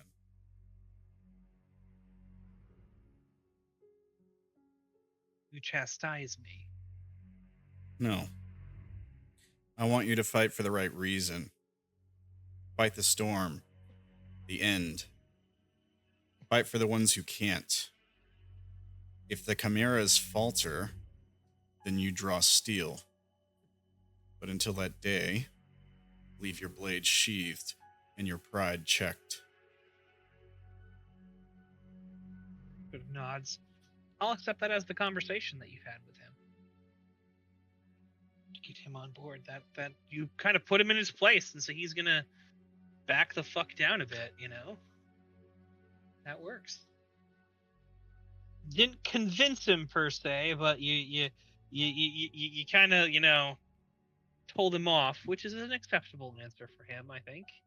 He is a bit of a fool, so Right on. Thank you, Brandon. All right, great. Now you need to make a roll to see if you are going to achieve this, or else there might be other consequences there. All right. So now I need to tap all the traits I possibly can.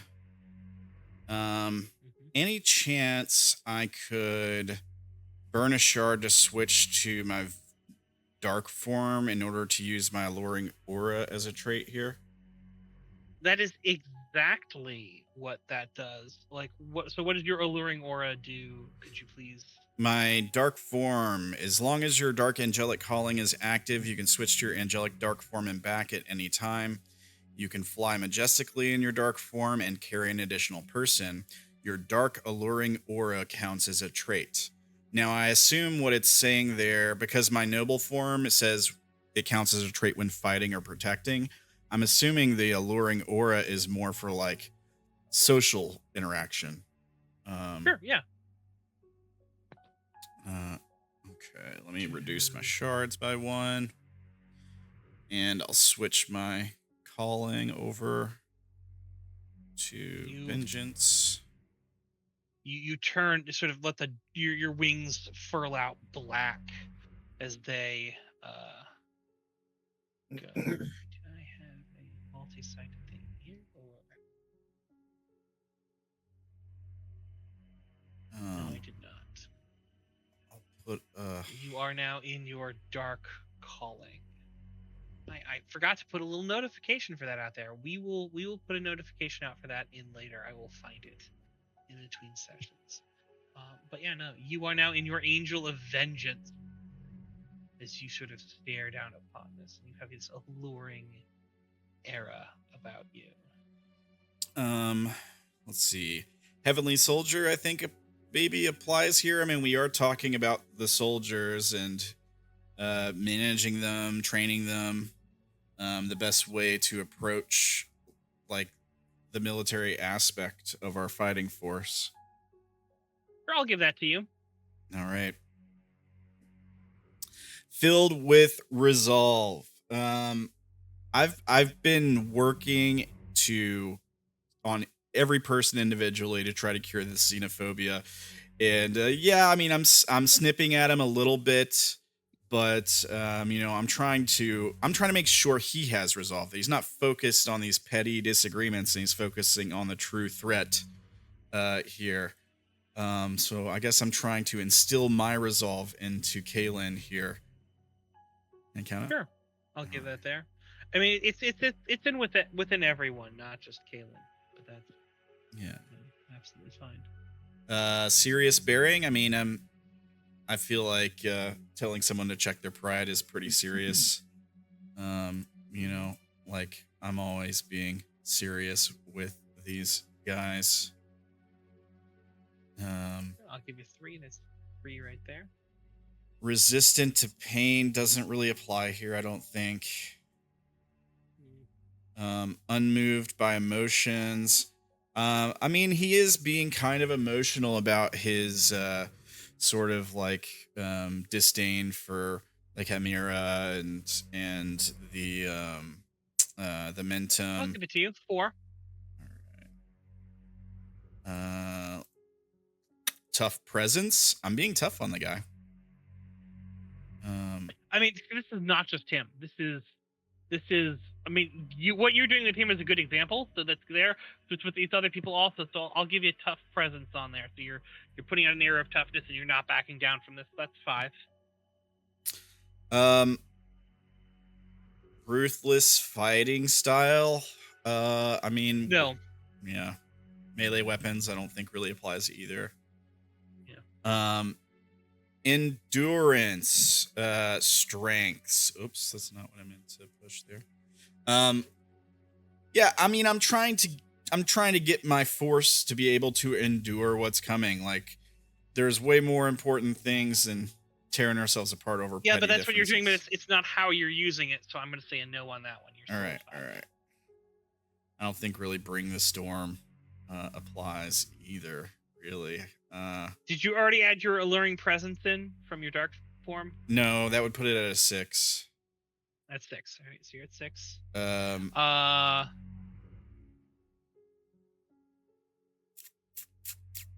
I can tap somebody for help, right, to get an extra one? You may, yes. You can tap your wife, and you might get 2. For affliction, of course. Okay. Yeah, let's do that.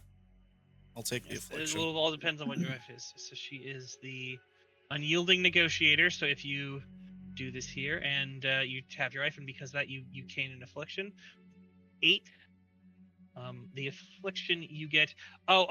Browbeaten affliction will work against you here, so it is going to put you down to 7. And you are going to get distracted. So you are browbeaten and distracted as you go to 7. That gives me another shard. Yes.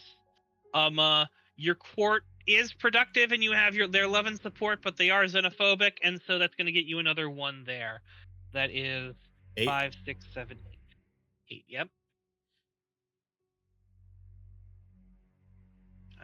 I forget there is the shard farming with you of use my wife, get an affliction, gain a shard. Yeah, that's ridiculous, and I love it. So I've spent like 2 shards, and I'm actually like at the same. I'm gonna burn a shard on the roll too. I'll All right. roll with a shard. 8 with a roll of our 8 is a shard roll, so please give me things there.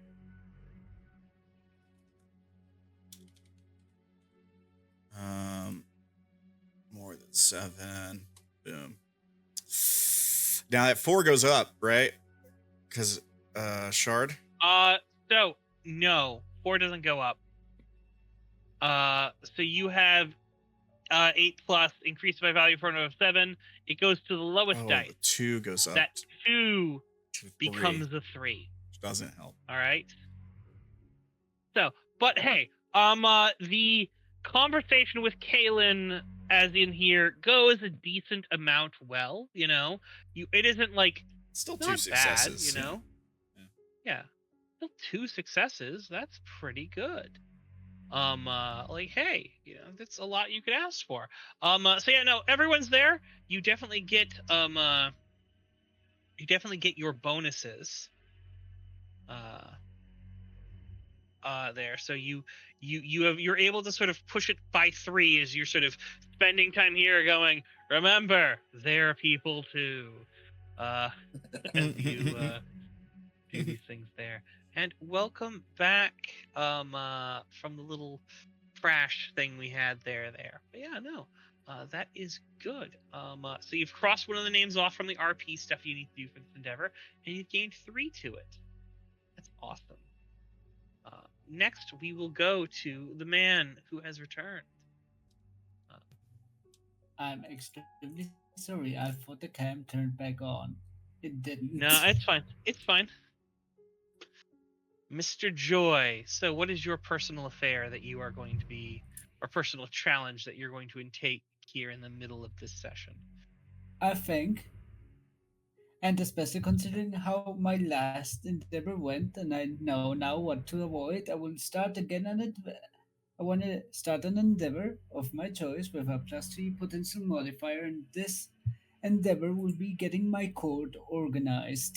I'm gonna organize my court so we can try to lose the disorganized court affliction permanently. Okay, yeah, so you're trying to organize your court to remove a court affliction. Now I understand. I'm like, organize your court. I'm like, what benefit or things do you want from this? Oh, is directly to combat one of your court traits things there. That is excellent. That is a thing that you can do. All right, so this is going to require you to do 2 rolls back to back. All right? Sounds good. The first is this. Yeah, this personal challenge here. We'll see if you get the +3 to the next roll that you make.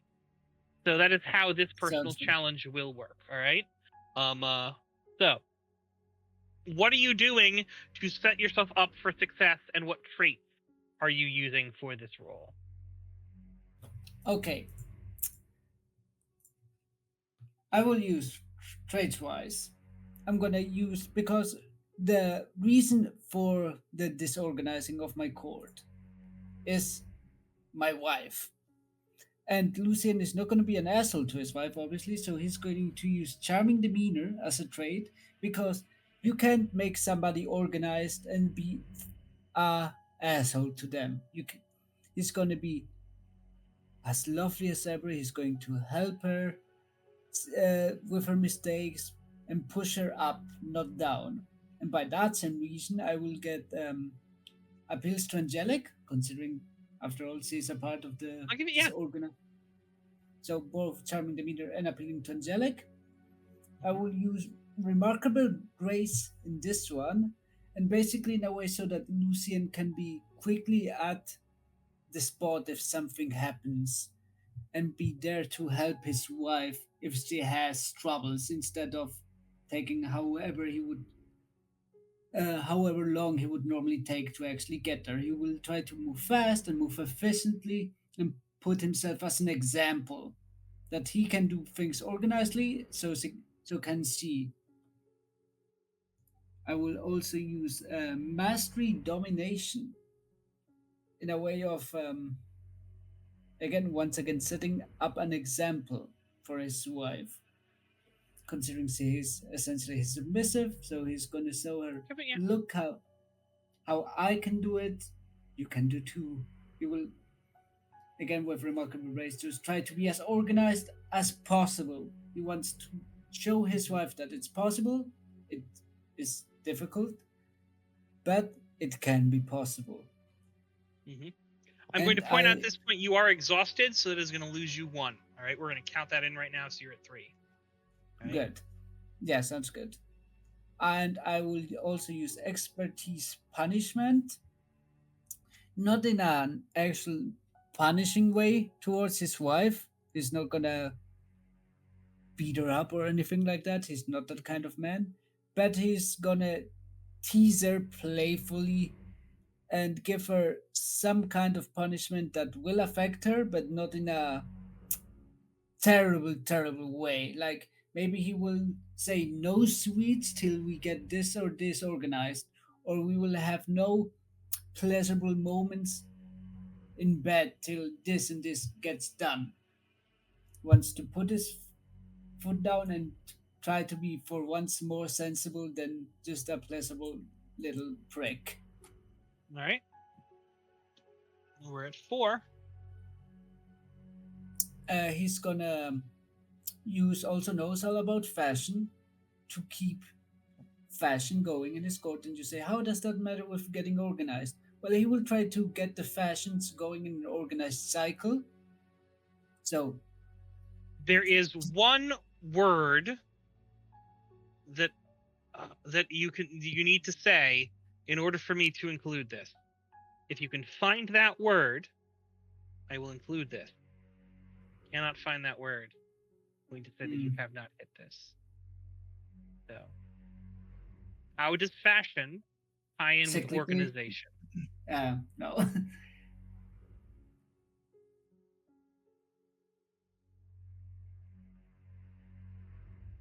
If other people want to help him, they can. How does fashion tie in with organization? Yes. Uniforms, for example, or like everyone wearing the same coat of arms or armor. Uniform.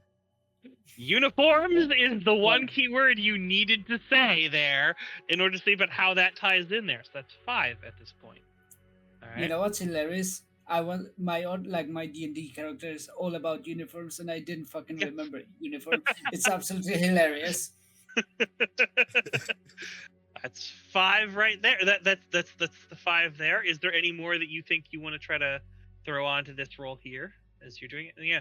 And so you're gonna help her, talk about she needs to wear a uniform or she needs to have some formal dress and things like that. That's perfectly fine there. All right. Anything else? Yes. Uh, We got charming demeanor, we got appeals to angelic, we got remarkable grace, Mm-hmm. we got mastery domination, expertise punishment, and knows about all about fashion. We lost one because I'm afflicted. And culture, I will go with cultural influence as well, in the sense that Ashenville, considering we are a bit of a more feudal society, everything is All right. extremely organized. Everything has a ritual to it, and that's You're what leaning these- into you're leaning into your roots. The people that hate you would be so proud. All right. The people that sent you away because they actually don't want you around would go like, "Oh, he's learning." Oh. All right, so that's 6. Any more? Or, like, because admittedly, this is just the first roll. So, Any more you can think about Yeah, adding I on think to I here will for any go. reason? I mean, the thing is, I could say ancient heritage, but that would work in a very. I could possibly go with the same kind of route for cultural influence. Like, how is joy? Even if we are demons of pleasure and experience, we do have I'll say this: certain rituals that. I don't think your ancient heritage will work here. I think it's possible a thing you could pull in for the next one though, because your Yeah, wife yeah, doesn't that's what. share your ancient heritage. That's the thing Yeah, here. But exactly. like Yeah. in your court, you go like, "Fuck it, we're doing my heritage. My heritage is this." Yes. Yeah, yeah. So yeah, I think those six will it be? All right. Are you spending a shard or are you not spending a shard? I will. I will not spend a shard and pray that my luck is with me. Make a roll, good sir. Make your roll.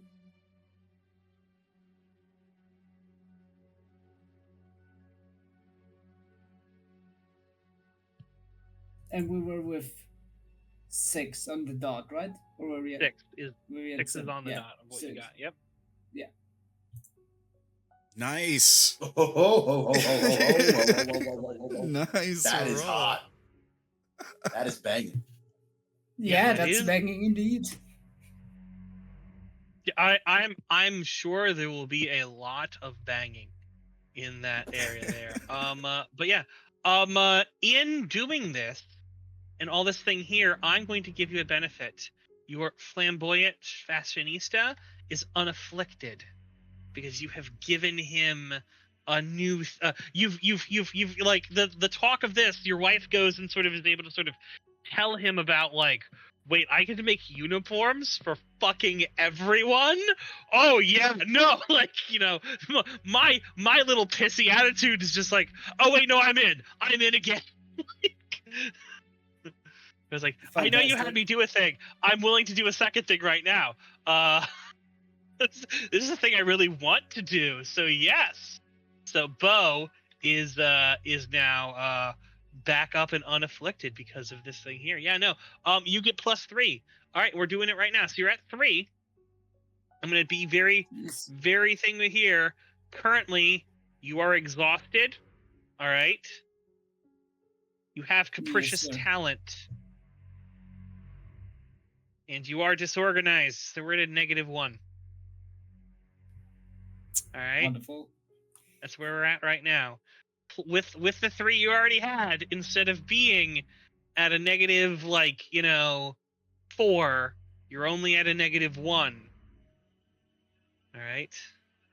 But hey, look, you've got a Alright. lot more things here to use. So, Yeah, let's start describing why and what do I use. Once again, we're going back to ancient heritage first, considering Yep. most of my court has acclimated to the joy ways, and even if we're total sybarites, degenerates, and hedonists, we do have rituals that do occur in quite they do occur with a certain ritual, a certain time, with a certain organization, and I want to apply this to all my court. Same goes with cultural influence, but this time we're going to take the more feudalistic nature of Assenvale, and this more as a every everything now in house joy for Lucien will and the rest of his courses will have ritual from Lucien and his wife waking up at whenever, them getting dressed, them eating. Every little minute action will have protocol. And except in parties, protocol will be followed to a T. For that, I will also use charming demeanor. I can imagine that my stars won't like this protocol at all. Oh, they're already in here for capricious talent, so your charming demeanor will help mitigate that a bit. Yep, you got it to 2. So yes, with my charming demeanor, he wants to make sure everybody will more or less be on line with this, at least, or at least less pissy about it all day. Going back to knows all about fashion, court dress will now be enforced. Everyone will wear dresses, suits, and extravagant clothing that will have some code of a dress that will be made with bow. So everything will And be we're a certain inflicting bow length. again for this, and that's fine. That's going to put you up at 4 for afflicting bow. Back to this, which is admittedly you got a free affliction on him. Not Yeah. a bad thing there. All right. I will go with expertise punishment towards my dear stars. He will be make sure that if this shit doesn't go how he wants, he will take matters in his own hands and show him what he can actually do. He will be not go little complacent Lucien. He will be a little sadist and get the whip in Bam. his hand, and not the fan one, not the fun whip. Yeah. No. Going with cultural influence, I will use mastery domination. Lucien, even if he's a fucking depraved little asshole, he's a king in a sense, first and foremost, and he will make sure that everybody in his court understands that he's not their equal, he's first among equals. And to get everything organized, he will make sure everybody remembers that he's first amongst them. He's not equal, he's first. He's better than them, which sounds horrible, but hey. Uh, I will do remarkable grace as well, so that he can be quick, hasty, and be there when something hits the fan to make the wrong go right. No, oh my god, I have an orgy to attend to, or oh my god, I'm currently in my opium den, I cannot move. He will move quickly, he will be there, and he will be there to punish people if shit goes wrong. I brought my spanking hand today. Wow. Yes. I will go appeals to Angelic, possibly only for his wife and the minder who is part of his court. You mentioned the minder. The minder was the important one I was waiting for. I'm like, no, appeals to Angelic works here. He needs to mention that he's using it to solve over the minder, who could be a problem. Yeah, here. You're right. yeah, Yeah, because no, because I imagine his wife will be more on board because it's his wife's and she loves him greatly. But I think the minder would be either very happy that the court is actually getting some organization, or will be what the fuck is happening? I don't like this. What damn deed are you trying to do? And seductive eyes lastly will be a bit the wild card here, because he's gonna, even if he's now more iron-handed king with whip in hand and more of less lenient than he was, he will be still make at all pretty eyes to remember that so that they remember, look, Lucien, old Lucien is still here. If you follow his command, everything will go well. And he will just do the puppy eyes at is them. there a so better that, thing there than seductive eyes that represent you're still the old Lucien? yeah, sensational hedonist. I'd say over seductive eyes, sensational. Yeah, hedonist definitely. Yeah, in the is sense of more look. the one there. Yeah, possibly in the sense that, yeah, even if it's now way more strict than it was before, there will be still parties where especially stars, the rest of the courtiers can go wild. It will be going wild with a certain big brother over them, but it will be going wild. Excellent. So, is there anyone else anything else you want to do? Because you are at 9 right now. I will use one last thing. One of my facilities. Right. Which one are you using, and how are you using I will it? use my throne room to make sure that everybody that at the start of considering the mastery domination and the cultural influence, he will hold court there constantly and make sure everybody knows who is in charge now. And that I think will be all, because I'm Plus 10. Congrats! Make this roll. Let's start this thing and see what sort of things you're going to need to do in order to get this done. Yeah. You cut out there. Are you spending a Discord shard? is dying today. Oh, I said plus 10. Yes, sir. I'm not. And are you spending a shard? I'm spending a shard. Okay. Roll it, baby. Let's see what we got.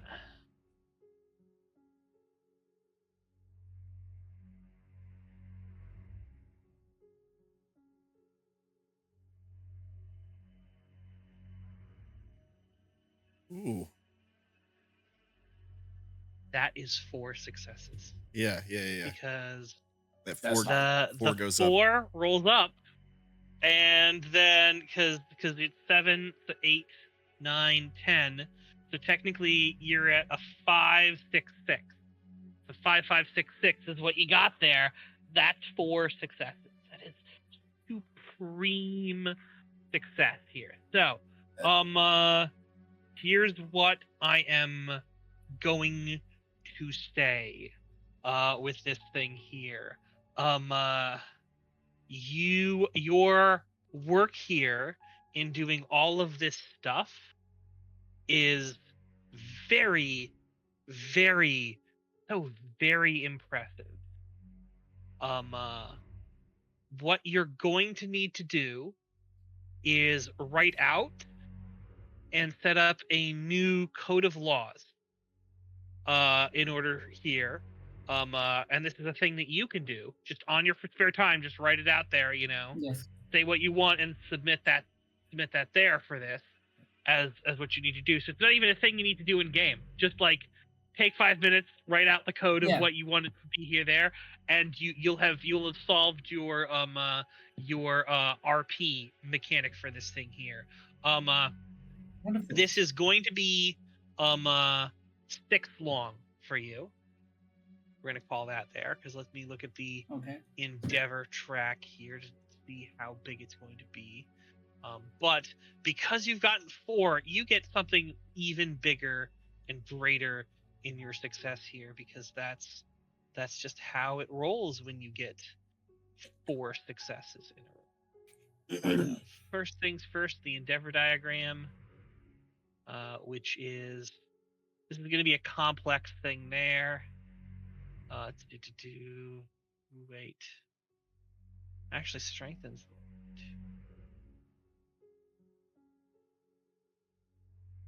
I'm going to say not 6. It's only 5. Only 5 successes you need to hit here. You start with 1 success in it. For making this thing here. I should have done this already. You take the opening challenge, and so it's going to be a 5 endeavor for this. The personal condition that you must do is that you are going to need to write this rules, but more often than that, in starting this thing here, Devlin Jones, your my own minder. Your minder is very impressed. And because of that, I'm removing this minder, not courtier. And they are actually going to assist you and join your court here fully as a member. Lovely. I didn't expect that. Oh yeah, you got 4 successes. So that is the, that's like I think when something like that happened, I believe that's also how Valeric Mentum came into Ranael's court, I believe, right? Yeah, I think you're right. You gain a new courtier here. This is Devlin Jones, and he is he's going to pledge you service to do this and there, and he's gonna write a outstanding report of what you are doing here, and that you are strict, but you're fair, and you're kind and you're disciplined, There's an air of things here. It's like, now, admittedly, if you fail, he might go away, If this falls apart, and you fail this again, then he might just go, this is the thing here, But like, hey, look, he saw a plan that you made fall apart, and he's like, that's not doing very good. And then what he saw is you went, something bad happened. I'm gonna fix it. He's like, that's actually a really good thing, He's going really hard on this. He's doing a lot of effort into this. I'm down. No, like I could sit here and be like the Debbie Downer who's like did in there, but yeah, no. So you have that there. That's great. All right. Right. So there's someone there. So with all of that done now, we move on to the second half of the game, of course, in the session here. So you've all gotten all of these things done and squared away, and now we're going to start with here. So now of course comes the plan. You all need to prepare, of course, for battle. The prepare for the counter strike that is going to be delivered to to the domain of Fjordwater as sort of a bam punch back to them. And so with that, you all have given positions and area, and if you need things and you cannot provide them for yourself, there is an individual, of course, that you are you've been told to go and see, and they will see about providing you and making sure that you have the proper equipment and all that in order to do I'd this rather thing sell here. my kidneys. Sorry. But I have a feeling you three might want to get together and have a discussion on what exactly you want to do. Am I wrong about that, or? No, you're Yeah. correct.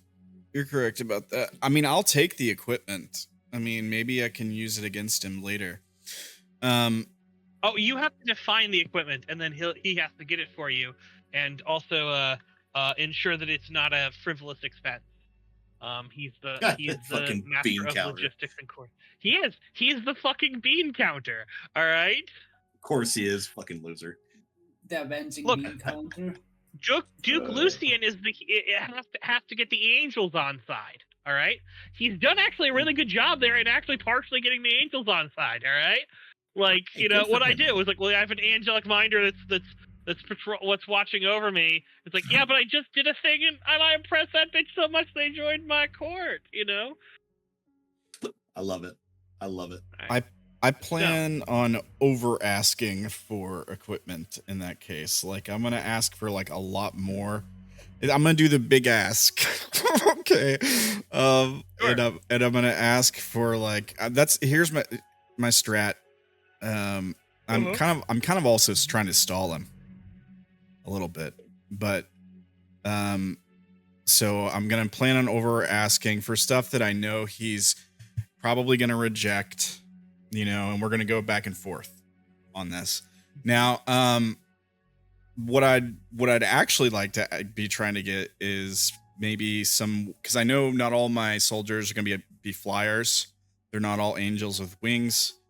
So I'm gonna ask about trying to get a way that some of them will be able to provide air support, basically. Like, I know what we mentioned, beast magic's flying mounts or something earlier. I'm gonna mention that again and try to play to his yeah, I've heard your beast magics are really great, you know. Maybe you can hook us up with some flying creatures that these non-winged combatants can use to attack these ships. And I might also ask if he can hook us up with things like I don't know, explosives, cannons, if anything that might catch the ships on fire, like Molotovs or launchers or anything like that we might be able to use. Or just like a way in, like any method of travel that might just get us there quicker than like having, because this is Fjordwater, so our non-flyers are not going to be able to drive there, I'm assuming. We're going to have to either take boats, which we don't have, or if he's got something we can fly on to get out there. Those kinds of things is kind of what I'm thinking of. But I want to stall him as long as possible. He says he'll get back to you, and he may have a way in once you have a plan in place, Jim. Okay. All right. But yeah, I definitely want to talk to these guys about strat, because I'm just the muscle. If we're gonna attack these guys, we're gonna have to again attack them on all fronts. Yeah, I'll invite them to my lair, my spy lair. That's very secretive and soundproof. And also, while I'm waiting for them to arrive, Lord Brandino, I wanted to ask if so the request I made of Monty to deliver to my spy nest. Have they brought anything back to me on that at all? What was their request again? It was to find if Lord Augustus Esquire has any connections to the Fjordwater and the Fjordwater Not Inns. Not found anything yet. Cool. Okay, just curious. And then I don't know if now's the time to start Endeavor, but I'm gonna wait if it's not. You could start an endeavor right now if you wanted to, as your role for the scene, you know? Sure, I will admit it sort of involves the war effort. It could be very useful to the war effort. I was going to teach my court illusion magic. All right, you want to start teaching your court illusion magic. Yeah. Complex endeavor. Mm-hmm. Which is fine. You know, that's not a deal breaker, of course. Yes. What I am going to say now, what sort of things are you using to start this teaching or kick this thing off the ground so that your court would have illusion magic? Oh, also I should say, what are you really wanting to do with this? Are you trying to add a court trait that they are trained in illusions? Or you know, what benefit are you trying to see about this? Like, what is the outcome of it? Other than the inherent advantage of them being able to disguise themselves or others at will, I want essentially the ability for them. I mean, how do I say this? I would say that would be a court benefit, honestly, being able to elude themselves, given my profession. So let's do a court trait that will for illusionment. A court trait Illusion. for trained in illusions, Yeah. trained in illusion magic. Yeah. Yeah. Yeah. Are Exactly, you looking this to be a minor benefit, a moderate benefit, or like a large major benefit, or sorry, a moderate, major, or severe? You know. I mean, what's the, like what penalties are incurred for asking for higher? So like if I go for moderate, okay, that makes sense. Yeah. So moderate's +2, I'm guessing, generally speaking. All right. So if you want to add the sort of, all right, I think it's only going to be moderate or major. I don't know if we can go for a severe thing there. If you want to add a moderate thing there, it's probably going to be a complex thing there. If you want to just add a major benefit, that's a master plan. Let's do moderate. Moderate, okay. Yeah, let's do moderate. I don't want to master plan this bad boy. So, unfortunately, there's also going to be some more complications with this. Sure. Because as I go with here, being able to be an illusion magic legitimately goes against some of the commandment of be who you are. It is literally a thing there, so I'm going to say that's another 2 points in there. At the expense of another royal, I'm not going to do that there. Let's say 1, 2, 3, 4, 5, 6, 7, 8. That'd be an 8 long endeavor. It's almost a master plan on this point. If I were to just make it a major one, then at that point, if it's almost a master plan, where would I be at with that? Oh, 9, 10, 11, 12. I mean, it's not the worst thing I've seen. I can throw courtiers at this, so it's not that big a deal. Let's just major. What's the moderate get me again? What's the benefit for that? Just a +1 or plus? +1. Okay. If this trait is a major trait, then it's a +2. Now let's just go major. Screw it.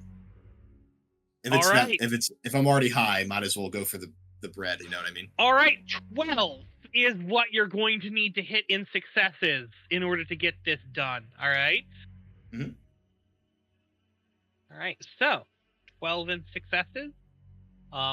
This is definitely against the province law for you all to be able to change who you are. You know, people aren't going to like it.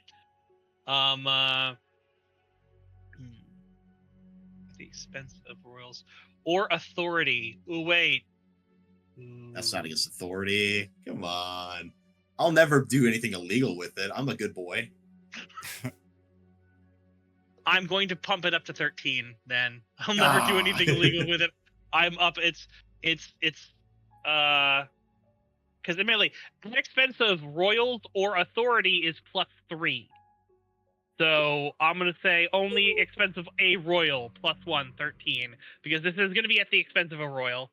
That royal is going to his name is Magnus Nocturne, and his name is Augustus. So yeah, no, Damn right he's it gonna is. work against you in that. So Sure. that's 13 of what you're gonna need to do. Now I'll take the opening challenge. So in order to do this, tell me what of your traits are helping you sort of set this up. So I think the obvious ones are Master of Illusion and Illusory Tricks. Literally Yeah. doing those during the teaching. I would say, I would honestly say lightweight, because I'm trying to teach them how to move different, how to act different, Yep. how to. I will give that there. Yeah. I would say, honestly, I would say covert area too, because this is in dealing with intelligence. Because when you're in illusions, you're trying to teach them that to be a little different as well while casting these movements. I would say quick words, because I'm trying to do this. I'm trying to do this snappily. I'm worried. I'm worried for my well-being here and my courtiers. Sure. So this is a thing there. You doing it fast is not a. I'll give it to you. Yes. All right. Because I'm trying to, quick words. I would say, I mean, this is going to be a stretch, but I would be doing this sitting down with my buddies, sort of, like in my in my holding with food. Thrives during a banquet. I would say, because like you can do this while we're eating, right? Like we're getting together, we're having a party while also learning magic. You're gonna have to do things that are outside of the banquet things. You're at 5 right now. Yeah, I know. I just figured I'd send it. I would say mask is charming. I'm literally going to teach them how to mask as charming. That is literally something I'm going to throw in there to say, hey, this is how you, you know. And then also appears as harmless. I'm literally going to teach them how to appear harmless when there's something else to not draw suspicion to them. I'll give you one of those, not both, because you're being able to do that is a thing there. It doesn't, I got you. What about, I could use one of the manipulations to literally teach them how to manipulate with the illusions. Mastery of manipulations. Okay, cool. I'll take that.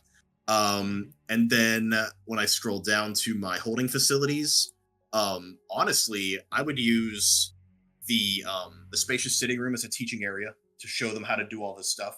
I would use the soundproof spy layer and all the stocked inventory within to show them how to be spies with this new skill. And then nothing else would really fit that. And then lastly, I'm going to be shrewd and greedy, as always. I'm going to use my shrewdness to try and lock in on who needs help the most, sort of lock in on the teaching moments. Who needs help with this? Who needs help with that? You know what I mean? So it's like I'm trying to really understand who has problems. Okay, cool. 11. And then I'm going to use a shard. I'm going to shard it up. So, okay, let me -1 this. Sorry, boys. I'm trying to expedite this. I'm not taking up too much time. Then, yeah. Oh, you're good. So let me go. Go here. Thank you. So roll with shard, and that's 11. I don't have to. The shard doesn't add anything number-wise, right? Nope. Okay, cool. Gotcha. So, endeavor, start, illusions. And then more than 7. Oh, yeah. Nice. Right. Yes. Yes. Aurelius shows up. No, I'm just kidding. No, yeah, that's what it is. Okay, cool. Yeah. In doing all of these things here, as you are exploring places and doing things, you are on a mission, and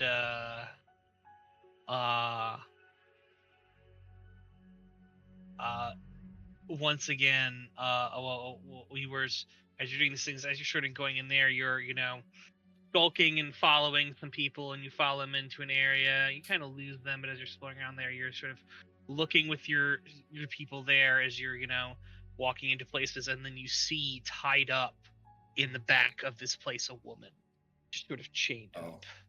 Yeah. And as you sort of go there, you sort of lift and you see the woman spits in your face as you sort of lift her head, but like as it clears, you sort of see, it's Aurelia, as she's like, fuck you.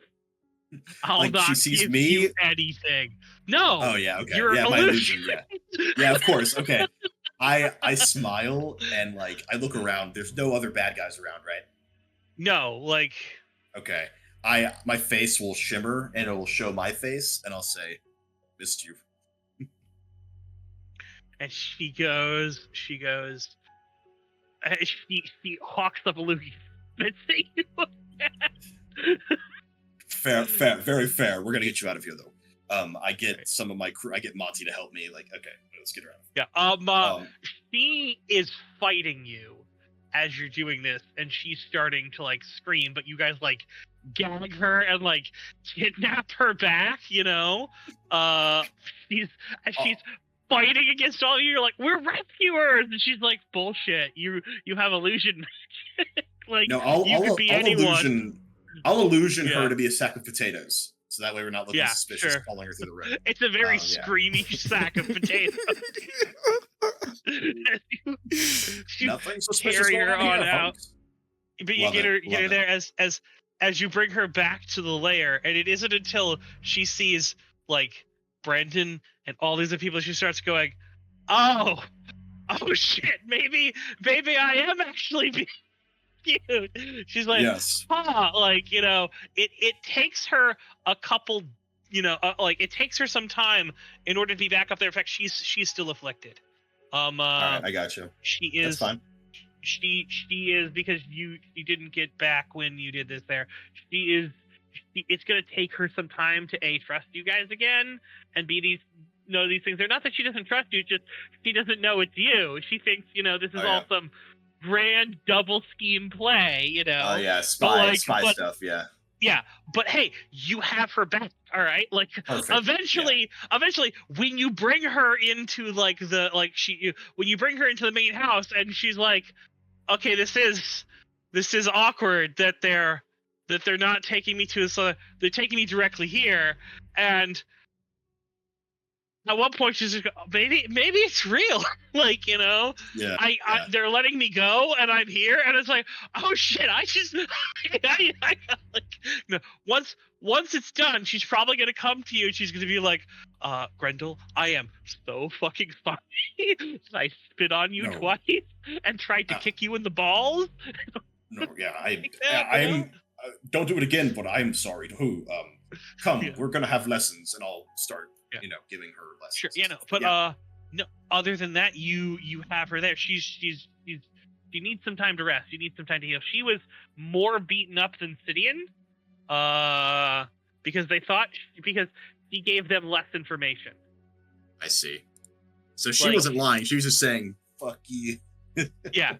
She was saying fuck you, and so they were trying to torture her to say things.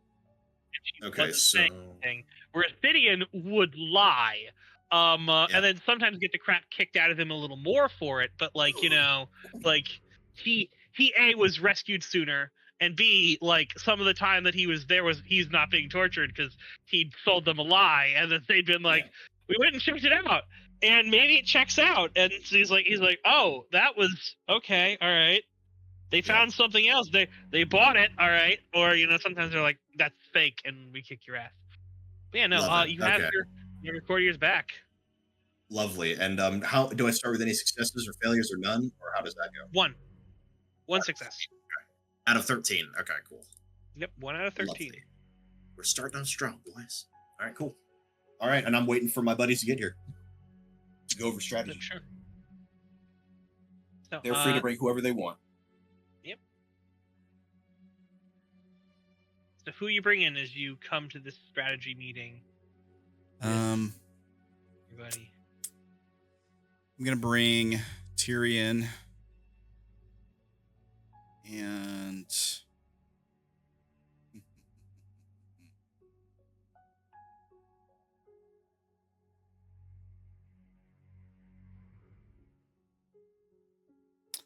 we're bringing Tyrion and Kaelin. All right. Sure. What about you, Mr. Grand Duke? I'm thinking of taking once again my fencer because he's probably the only person of my court at the moment, of my main court, who knows how to deal in military matters.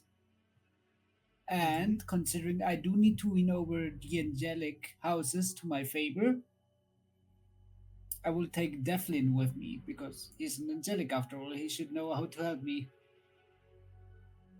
Yeah, Devlin and Henry will definitely come in with you. Is wonderful. All right. So you are all there with your people. You walk in, and Lord Grendall will see me like beaming. He's like, you know, like, Yeah. don't mind the person screaming in the background. It's perfectly fine.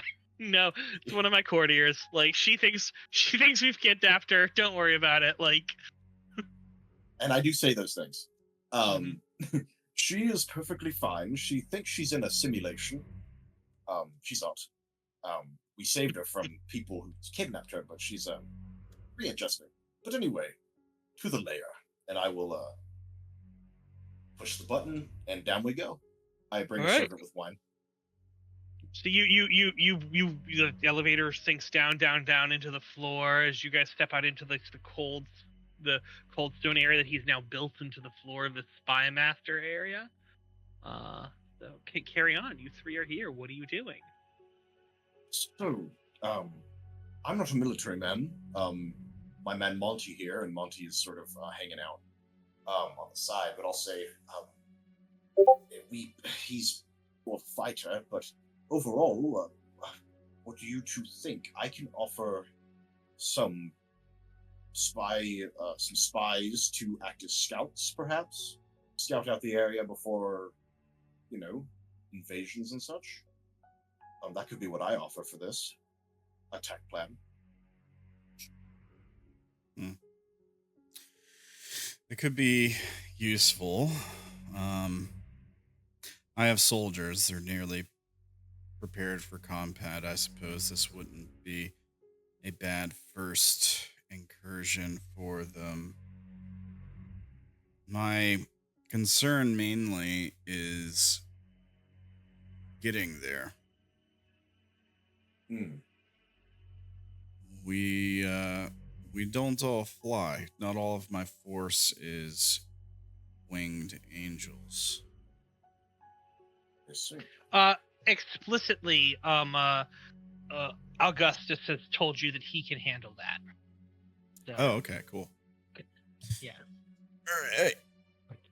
Fleet of he's providing the Navy fleet of ships that I requested. Awesome. Or he's got another way. I'm sure he was like, "No, you're not kidding. We can't afford to build you a bunch of ships." We don't have the boats.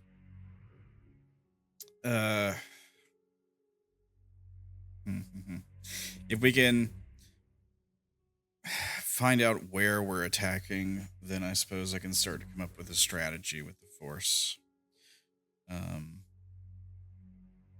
Yes, I can see. I can use my men to scout out good spots. Find locations, etc.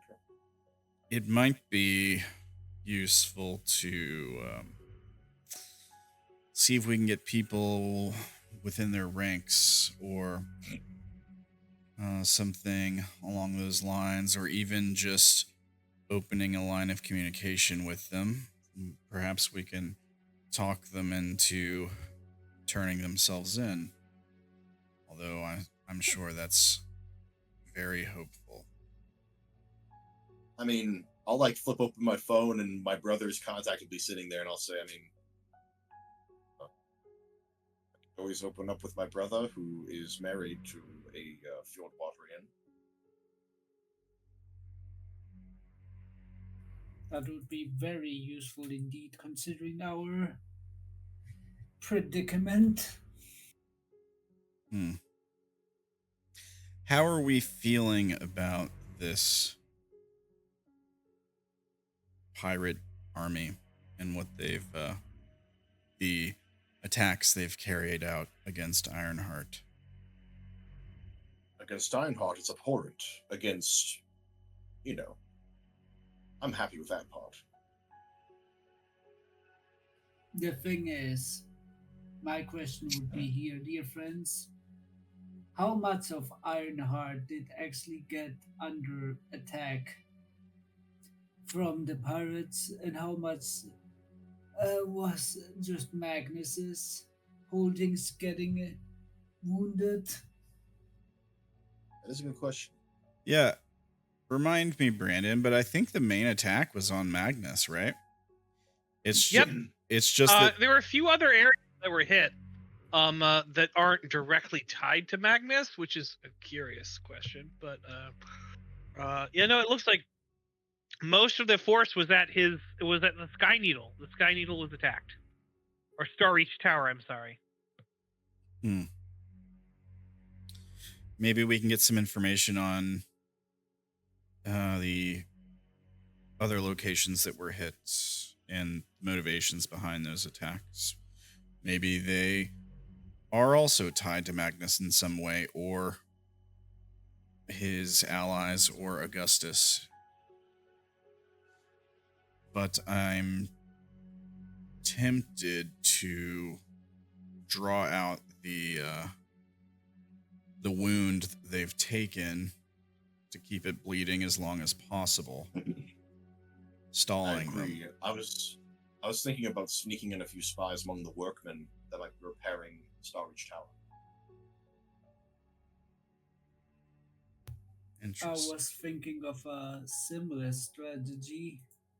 I was thinking of sending one of my stars to the casinos and other areas of leisure. Maybe they could give me and us a good glimpse of something happening behind the wood veil.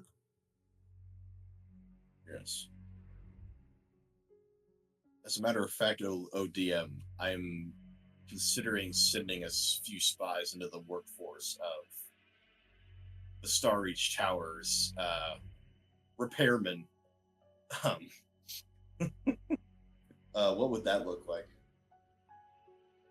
That will depend. Like you can say you've kind of sent them in there until you really want to do something with them. It's Gotcha. just kind of a thing you do. Like I said this out here. Once we need to use them to make a roll, other things will come into play. But for right now, it's fine. Like Yeah, because I would definitely leverage this opportunity. Yeah, sending one of your lowborn in there to like just get some information. Like he won't do much, but he's able to get some there. I will also say, none of the Starreach Tower doesn't really have a lot of casinos around near it, but do you remember the house that Odell was part of? Yes. If I'm not mistaken, yes. Fortuna. Was Fortune, yeah. Yep. So, and your casino person had a tie to her, so that might be more of a thing than you probably don't have as strong of a tie getting into Magnus, but you may have more of a tie getting into her because she's bound to be tied up in this. Yeah, basically sending in my dear gambler more to Fjord Jordan casinos or territories, then yeah, Magnus makes sense. Wait, I have a courtier named Cassian Fortuna. You do? Well, hell.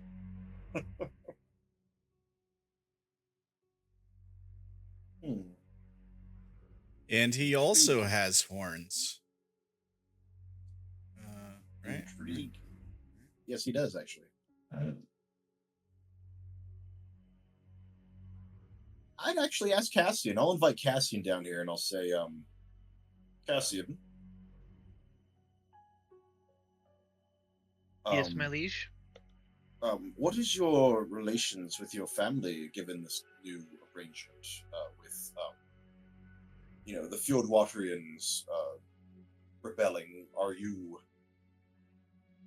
in agreement with that? Are you? What's your stance? House Fortuna has cast its lot onto neither side. No one can see which one is necessarily the winning bet. But individuals have cast one way or another. Plenty would see this as terrible. They are likely in Lux Point or Luxport. Those places are hotbeds of activity for House Fortuna. I see. You have contacts that we can maybe leverage? Get an idea of who is supporting who isn't? If I had many contacts, I wouldn't have been lowborn. Oh, that's a fair point, I suppose. Very well. Very well. Do you know anything of Odell Fortuna? She was a rising star. Hmm. Some say she flew too high. Some say she bet big and won. Right now, it seems she has thrown her lot in with traitors. That is not a good mark to have upon one's reputation. See. Indeed. How interesting. But still, it's not known. Now we have only rumors and speculation. Nothing has been decided. It's possible she's a victim in all of this. Or possible she will spin it that way. Only time will tell. By the way, Laura, we love you if you are still out there. We miss you. Miss you, Laura. Yes. Missy Lore. Great RP. Like, no, if you, yeah, we hope that you are getting better and that you're healing. And we love and miss you. And if you are ever able to like see this or come back, please do. We love you. We want you here. Like, part of this is all done so that you can be a hero and also be like come back and like retain your position. Like, there's a lot of stuff in here, so this isn't us saying goodbye to the character. This is me saying that character needs to not be on pause in the middle of needs to be things on right pause. now. Yeah, exactly. But absolutely. I will dismiss Cassian nicely and say, keep an eye out, please. Things are tumultuous.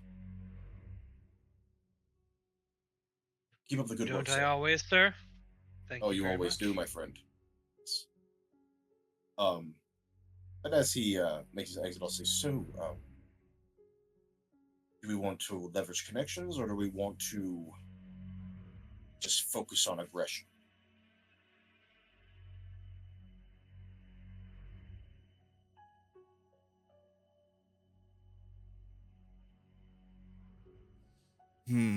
You're talking to us? Oh, yes, of course. Well, if we're going to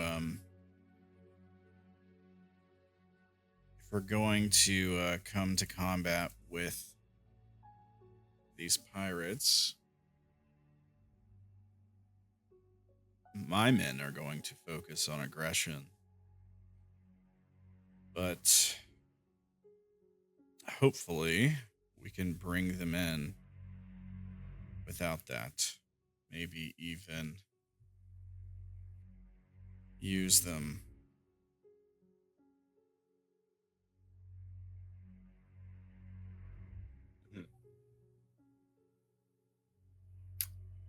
I so do hope as well.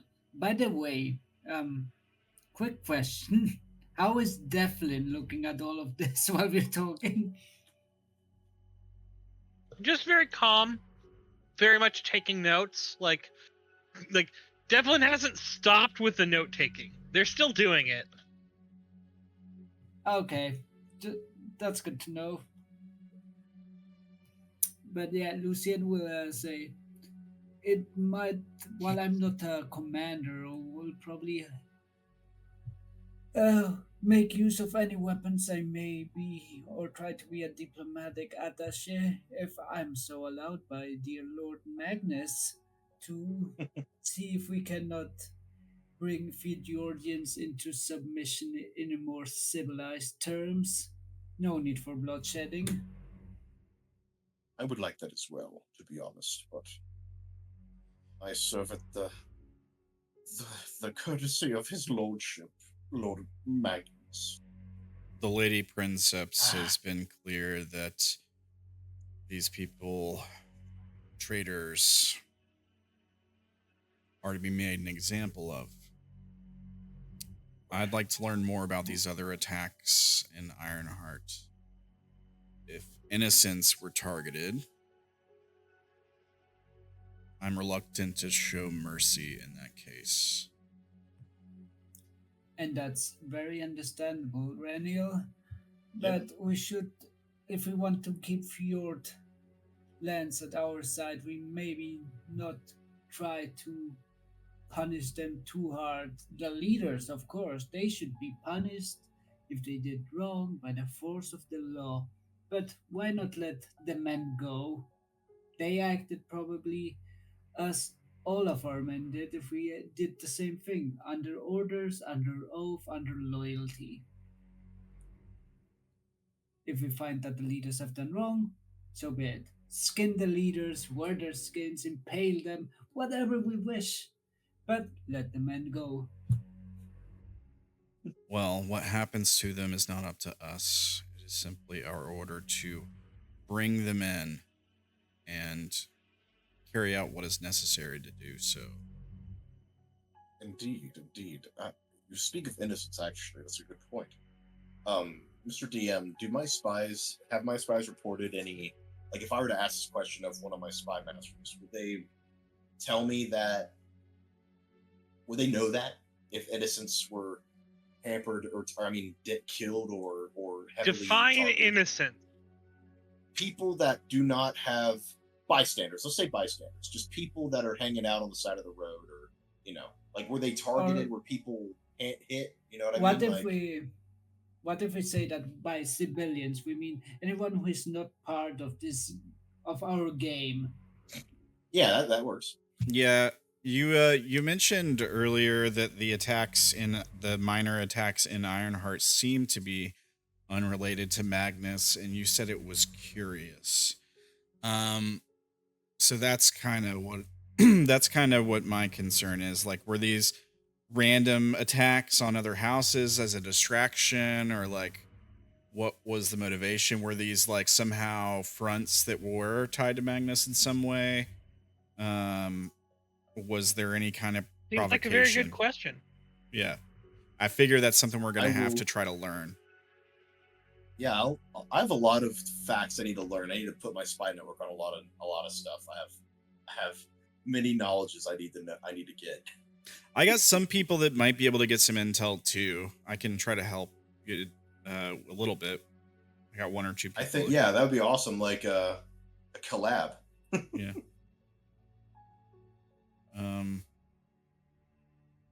Yeah. I'd be down for like having Ali or Cillian maybe pitch in on that kind of stuff. Maybe Muriel when she's not afflicted. I could get you in touch with some of my with my network.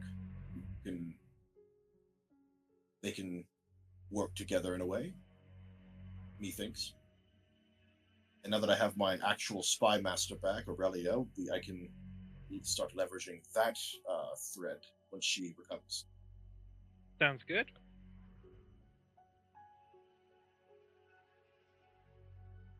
But yeah, do we have to take this plan? Like, given this planning, do we have to take this to Lord Magnus and the Princepsa? Or...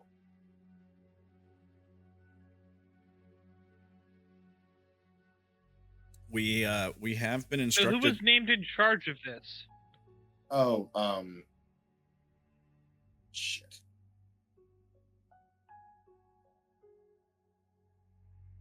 Who was named in charge of this? Like the Yes, counts? this attack, which Was that Magnus, Ranael, right? right? Or no, Augustus was, right? Augustus wanted to be in charge, but I don't think we agreed on it. Did they put me in charge of the entire attack? did they? I don't know, I'm asking.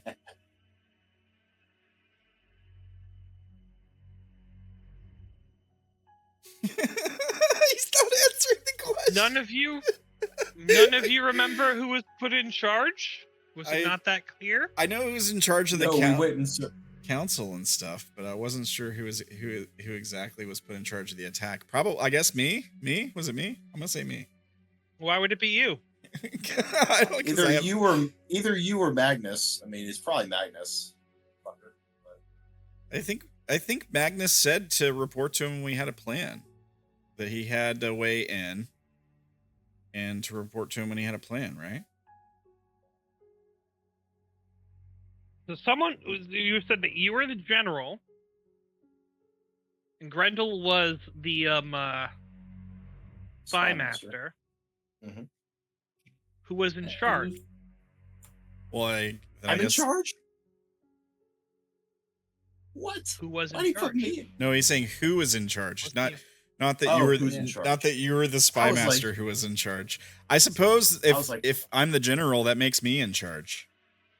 You know? Lucien, you were going to say something? What were you saying?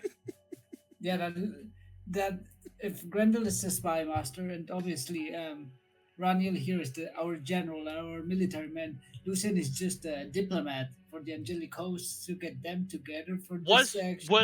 Was anyone said that you were a diplomat in this? Now, technically, no. I'm paraphrasing. No. You're the one in charge Oh, okay, Lucien. cool. Oh, wonderful. All right. shit. of this attack right now. Lucien, you are the one in charge because you beat out in the little tete-a-tete That's about right. who would be in charge. Okay. Like one of right. you two is gonna get put in charge, you or Augustus. And you came up with I can get the angels. And you said, great, you're in charge, get the angels. To be fair, I didn't fully get that. I thought you were more saying that he wants to be, that my cousin wants to like prop me up a little bit, as more of a look. This man has ideas. This man can do things instead. No, of no, this she man wants is to good. put you in a position of greatest authority to reap the most glory from this thing Okay. here. Okay, my bad then. I was. Well, lads, I'm your general. You're in deep waters, not the good ones. You're not the general, you're the overall mission commander, all right? It's You're not obvious mid-rover. Ranael has been named the general, and Grendall is the spy master that you have working underneath you, and you also have, like, the one dude in logistics that the general has gone up to and said, here's all my ridiculous demands. Please meet them. And that dude looked at the list and said, I'll see what I can do. Like, he didn't back down and he didn't complain. Whether or not you want to be impressed or terrified, that's up to you. Admiral Lucien reporting for duty. Indeed. Oh, I boy. almost wanna just invite Lord Canadian's wife over, but Why do you want to invite Lord Canadian's wife? Lord Canadian. no, yeah. Well, I mean, for my own if I'm gonna get the information, I gotta do what I gotta do. But Yeah. Yeah. No, I'm not going to do that. My wife loves me, and I love her. Anyway, so if we have a plan, well, I guess we didn't really hammer it out the finalized version. So, scouting, prep, assault. Is that what I'm hearing?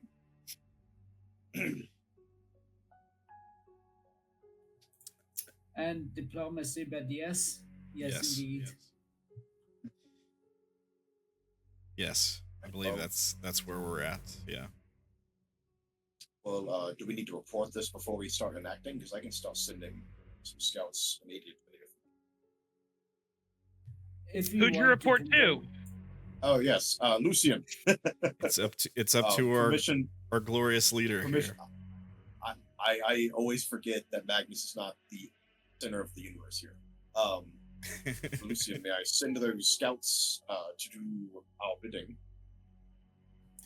You may, but every bit of information they get, I want you to update me as fast as possible. Yes, command. Yes, Admiral.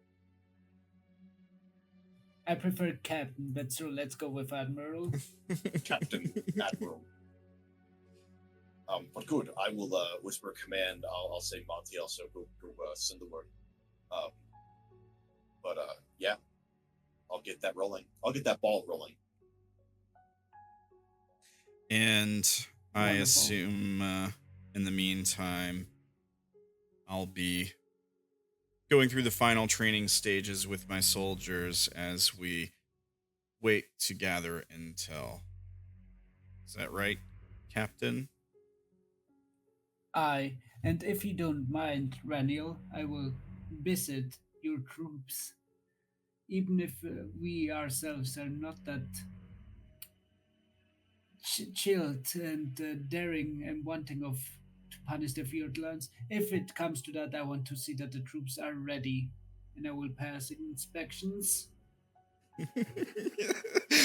Well, considering we're all on the He's same died. page, you're welcome to come by and inspect them at the cathedral. Just try not to burst into flames when you cross the threshold. I will try to. If not, if you have food, you can always roast it on me.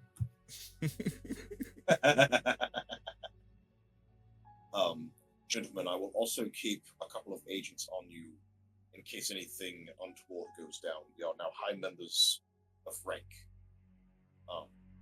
The Fjordians might be a little, nervous. I don't want to take any chances. Do you mind that, by the way, if I do this for you? Go ahead. Even if I'm the head of command here, we are not but a triumvirate. I will not gather all the power in myself. It's better that everyone has their own security. Cool. I'll set tails on Ranael and Lucien for the sake of safety. Yeah. Yeah. Likewise, I think we're stronger, the three of us united, than, and I do think we're all on the same page as far as who we're allied against and everything. I'll offer, if you guys do need protection, if there's a threat, I think I've already offered this to you guys, but I'll just reiterate. If there's any kind of physical threat or anything like that, I'm happy to provide the men or handle it myself. I appreciate that. Perfect. I will need that most likely in the future as I hold up my arm. Lord Magnus has already assured me he plans to crush me at some point in the future, so... If any more of your people are swept up, and you know where they are, I'll get them out, level the facility if that's what needs to be done. I appreciate that very heavily. I'm teaching them skills to keep themselves out of those situations. And I will definitely keep that in my head, though. I need that. Lord knows I will at some point with this madman breathing down my neck. But if either of you need tales or spies or information, or I'm finishing up an espionage ring soon. If you need that service as well, I will be able to provide it. Wonderful. I will do one thing, though, gentlemen, if you don't mind. In public, I will take a more domineering approach towards you two, not if in any ego trip or power sense, but to take the heat more towards me. If I get cut down, it will be less of a problem than if any of you two get cut down. And I might also help you with Lord Magnus breaking my arm this time instead of yours. Well, I appreciate that, Captain. Captain Lucien, appreciate that very heavily. Very good. Yes, You're better. you've done a good job of handling the heat so far, and I think it's good for them to see you as more on their side than ours. Appreciate the tip off with Nocturne.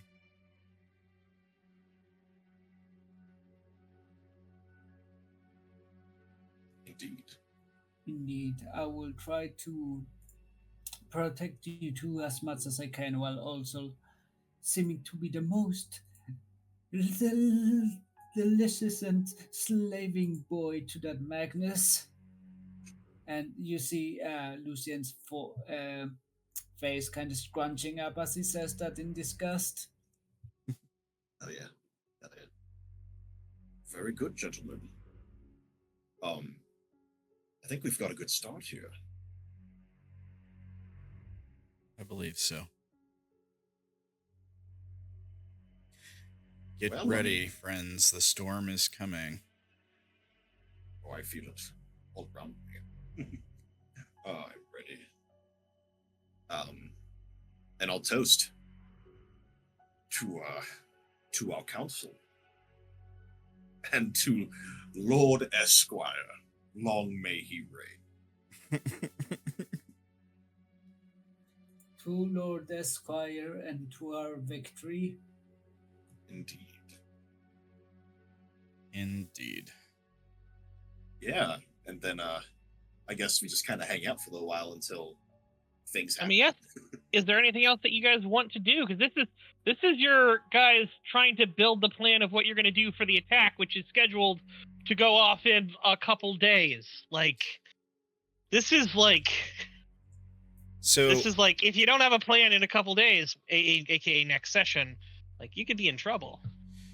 So I feel like a good thing to have ready if we're going to be carrying out an attack is finishing my endeavor of, quote, recruiting 50 good soldiers, which is one step from completion. And I think you've got the check mark for meeting with the Archon. I think I just need to spend a little more time training them. Like sparring with them or what have you, like I've done before. So if possible, I would like to finish that endeavor today.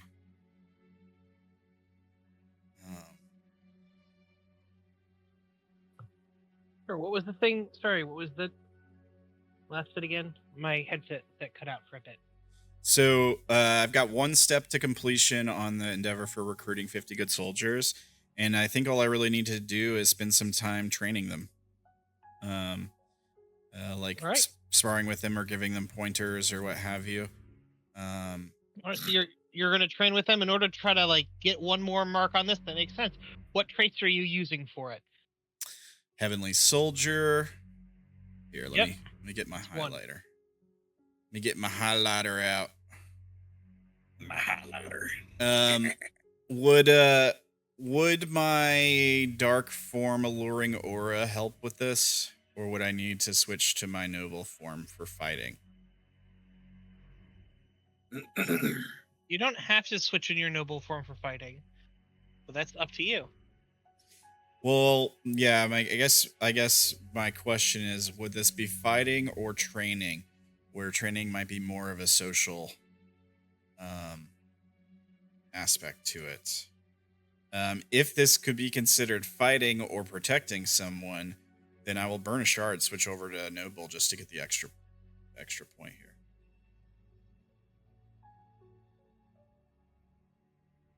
but if I can use my alluring aura as a trait here as I'm training these guys for combat, then I'll use that. I think probably flipping it over might be the best. Okay. I don't see how. Oh, you'd have to sell me on the other thing there, and you haven't sold me on it. Okay. No problem. I'll burn the shard. Right. All right. Filled with resolve. I mean, we're completing the final trading stages. We've been working on this since we started the game. This is both resolve of character and meta resolve from the player as well. And I'm trying to instill that resolve, that sense of resolve in my troops, you know? Like, these are going to be, there's supposed to be a good fighting force, not just like some random people who we put a sword in their hands, you know? What do you think, Brandon?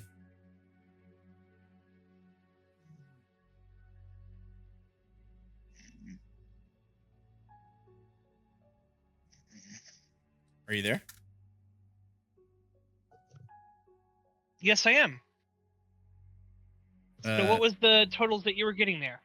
Well, I was asking you if I could apply filled with resolve. I was talking about how... Yeah. Yeah, okay. All right. Serious bearing. I mean, we're definitely keeping our... Yeah. Resistant to pain. I'm not taking any damage here. I don't think that really applies. The only way I try to lawyer it or convince you is by saying I'm trying to teach my soldiers to also be resistant to pain when they're fighting. I'm not sure if that works. Guessing you're gonna say, well, you don't sound too convinced yourself, so no. Right? That's probably what you're gonna say. Yeah?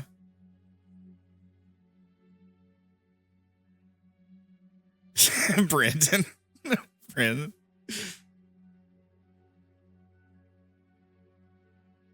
Uh-oh. Hello? Can you not hear me? Yeah, we hear you Hello? now. We hear you now. Yeah. All right. Yeah, Yeah, sorry. yeah. I was like clicking the button to like unmute and then speak, and then like clicking the button again. So I think I was muting myself speaking and then unmuting to sit in silence. So, what did you think about resistant to pain? I think you didn't sound too there, Yeah. but you know what? I'll give it to you. I'll give it to you, actually. All right, you know. all right. Cool. Unmoved by emotions. I'm creating desensitized killing machines. All right. That's all I gotta say there. I mean, you're right, but still. I mean, there's more layers to it than that, but tough presence. I mean, I'm a veteran combatant training a bunch of troops to be tough warriors, the best there is. I think that goes without saying that tough presence would definitely apply here when training soldiers to fight. First thing that comes to mind for me is that scene in Starship Troopers where they're training the guys out and he's punishing the one guy and he stabs his hand up against the thing and he's like, the enemy cannot reach for a button if the enemy if you disable his hand or whatever, right? Like, yeah. Yeah, I know exactly what you're talking about. So I'm assuming tough presence is good, Brandon? Yep. All right. Ruthless fighting style. I'm teaching these guys to fight ruthlessly. I'll give it to you. All right. Melee weapons. I mean, I'm mostly training with melee weapons. Like, we're talking about sparring and stuff like that, right? Maybe even like fencing or sparring with like blunted instruments. That's kind of what I'm thinking there. Melee weapons would apply, yeah?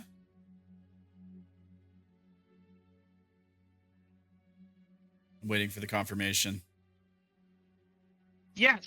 I Alright. keep speaking into muted microphones. I'm sorry. You're good.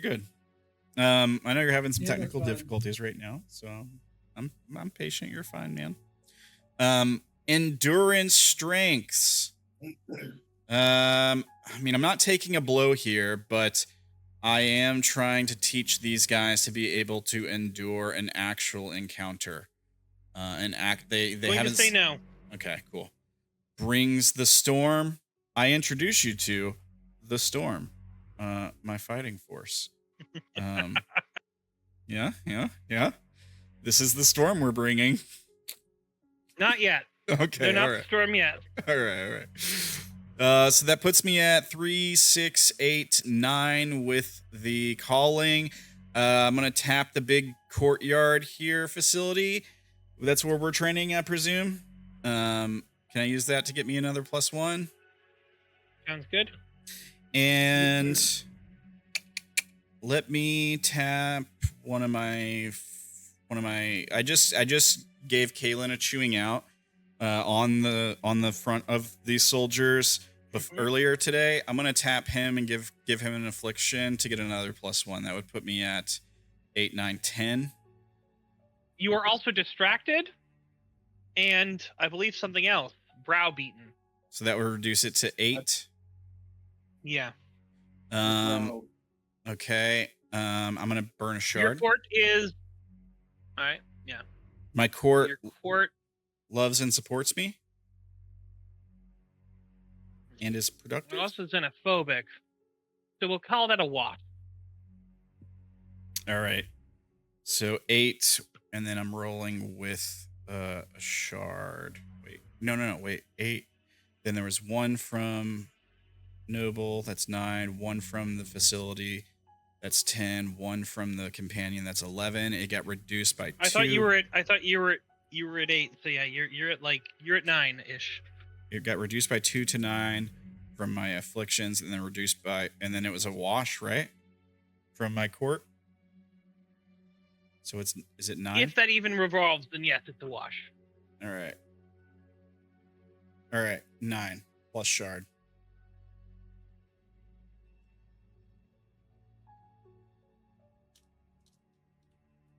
Give me a roll. I'm making it right now. More than 7. Boom. Ooh, the 2 1s. Ooh. But not technically. Do not There are mark 2. trouble on 1s because of the shard. Is that what it is? Yes, because of the shard. So I saved myself by using that shard a little bit. No trouble for the 1s, but I got 2 successes, so that's good. Yeah, you can add. You gain the 1 more benefit. Yes, you add All that right. benefit there. Yeah, so I'm at 7 out of 7 now. Mhm. Now, And so you would need to take the final challenge in order to succeed doing it. But until you do that, until you pass the what's it called, the condition of having spoken to everyone, you can't take that challenge. So you're still working on your RP stuff. no, that's for a different endeavor. Oh, you're right. Then you can take the final challenge. Yeah. The only thing I had to do here was meet with that Archon, which I got a check mark on. Excellent. What? So I remember I haven't done completed an endeavor yet. I remember you said there was some special for completing the final challenge. How does this work? Yep, you got to make 1 more challenge. Just what you did. You do it again. Okay, same roll. Define for me what you're using, and basically, yeah. I mean, I'm gonna use everything I just tried to use here. Heavenly Soldier, filled with resolve, serious bearing, resistant to pain, unmoved by emotions, tough presence, ruthless fighting style, melee weapons, my noble calling, angel of protection, my facility, big courtyard. I suppose I can't use Kalen again because he's now afflicted, right? So if I don't want it to be reduced to an 8, I need to tap someone else who is a combatant role, I would think. Well, we do have this new combatant and this new soldier named Valor Mentum, and I haven't tapped him for anything yet. He is a gracious harpy. So, would I be able to do that to afflict him for this? how are you using him? Well, he's kind of the outsider that's sort of come in and been able to sort of give me some insight into working with people who aren't, angels, people who aren't necessarily from our normal circle of folks. So maybe I'm using him to help relate to some of these other soldiers who are maybe chimeras, or using him as like a point of understanding for like how they might fight differently from us angels. I'll give it to you. Okay. Let's see here. So that levels that out back at 9. I still, I still have the minuses and the wash from the court. I'll burn another shard to be able to roll with a shard again. Oh, that reduces to a 6 shards.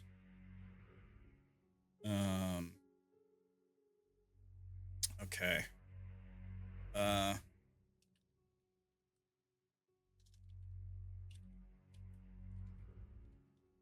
So more than 7. Roll again. Please give me a better roll this time. Oof. Okay. Well, 1 success, but no, the 2 would go up by 2 to a 4. I think is how that. No, the 2 would go up by 1 to a 3. Yeah, and then to a 4, because it was a 9 potential. I think, right? I believe so. So, 1 success. So, man, I've had some rough rolls today. Like you manage to train these troops and get these all done. So, what benefit are you looking for to having these troops here? Well, the goal was to have 50 good, well-trained soldiers and efficient like fighting force, and basically like a small army. That's the benefit. And mechanically, what benefit did you want to get for your court, or did you not care about any mechanical benefit? You just want it to exist in the world? I don't know. What kind of mechanical benefit can I get from this? I'm not sure. What do you think you should? So I don't know. Like, could our court be more intimidating when dealing with other courts because we have a larger, more well-trained fighting force, or would we just be more of a threat to other to enemies, or like enemies of Ironheart? Here's what I'm going to give you. Okay, you've got a 1, which means Pyrrhic victory in some sense. You are showing them all off. You are definitely showing, hey, look, these are what I have.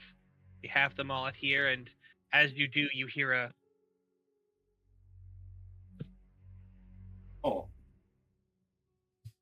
low clap from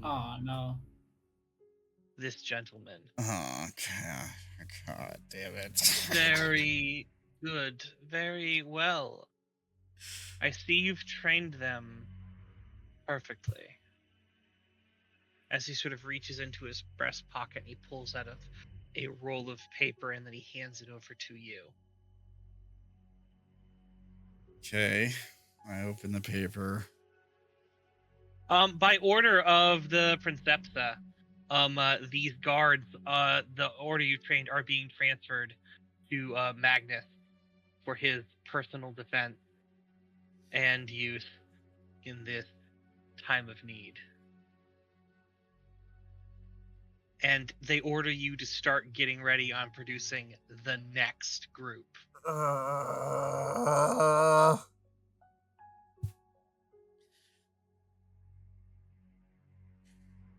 Pyrrhic victory at best. But what I will give you this. Where did the 1 come from? I want you to... What? What do you mean?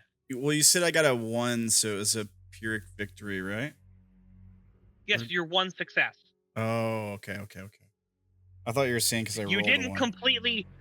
You didn't completely fail this thing here, but what you have done is effectively handed your army by order of the Princepsa over to your enemy. Now, here's the benefit I'm giving you.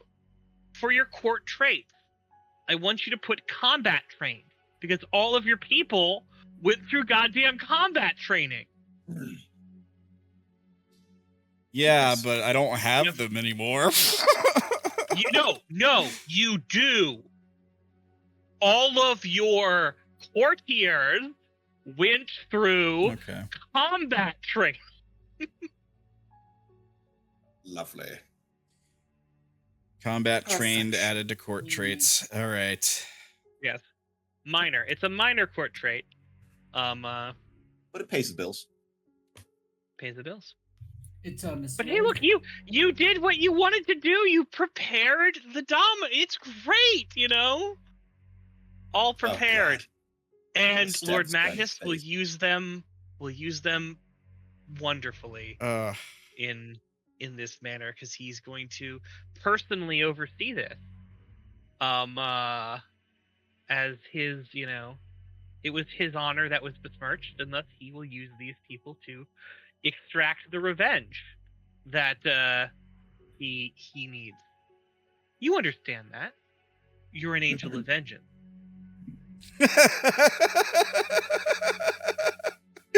He is a politician. Yeah, I mean, I guess it could be worse. Like, at least at the end of the day, these people are still loyal to me, yeah? I mean, I'm turning them over. I'm not saying I'm not turning them over. Yeah. But, like, they don't hate you. It's not like they hate you, but, like, you know, they're going to be loyal to whoever, you know, like feeds them and pays them. And right now, that's Lord Magnus. Lord Magnus has taken over the feeding and paying of them, you know? Bastard. Hmm. Son of a bitch. Son of a gun. I know, right? I actually want to go on ahead and afflict some courtiers to finish off my endeavor for an espionage setup. All right, which ones do you want to afflict? Exact. So, Calix, and as a part of this endeavor, which is why we made it 9, I believe, is because she is going to become an obsessive forger. She's taking part in this very closely because she started off as a overzealous apprentice. Mm-hmm. And so she will be coming. So she's obviously going to get, you know, take for this. And then I'll put in Fortuna. I'll put in Brandon.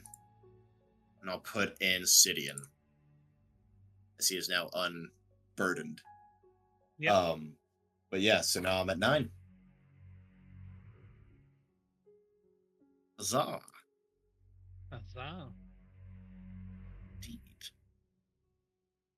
And yeah, I would like to wrap this up.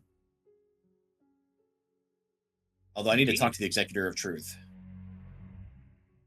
Did you not talk to the Executor of Truth yet? Not about this. Not about this. I need to pull her aside. I'd suggest you do that, but I don't think now is necessarily the time for that right here. That's fair. Maybe later. We are going to go to Lord Lucien. Lord Lucien, what do you need to do? I need to go talk to the angels and make sure God damn it, I don't know how to speak English today. To make sure that they are on our side. So I'm gonna get my wife, get Devlin, and go on a nice round trip to see my parents-in-law. Well, yeah, you are able to make a audience with Zuriel. It's already been established for you. Waiting for you there. In fact, yeah, they seem like they were expecting you earlier, and they're a little more like, ooh, he didn't show up exactly when he should. Devlin and Augusta are trying to solve everything and smooth it all down. But yes, what sort of things are you saying? And I'm going to want a roll for this. So use my traits, I imagine. Yep. Wonderful. So I will roleplay this out real quick, and then I will tell you what traits specifically I want to use, if that's fine Indeed, for you. please. That is exactly what I want. Please roleplay this out, and then we're gonna get traits. First of all, out of character, before I start, how the hell are my parents-in-law called? Do I know that? I hope I know. I We'll do. get a name for them later. Okay, Unfortunately, I right will now, just. off the top of Yeah, my I head. will. Okay, that's fine. But are the house heads? I imagine they're not some Yes. smugs. Okay. Dear father, dear mother, it's a most glorious honor once again that you have me under your wings, even though I know your view of me is not always the best, and I apologize for not meeting the standards for your wonderful and beautiful daughter that you have entrusted upon my hands. But I come not today to make known what bads I've committed, but the gods we have to do. I'm sure we all have heard about the sad attacks upon Ironheart, specifically upon Lord Magnus.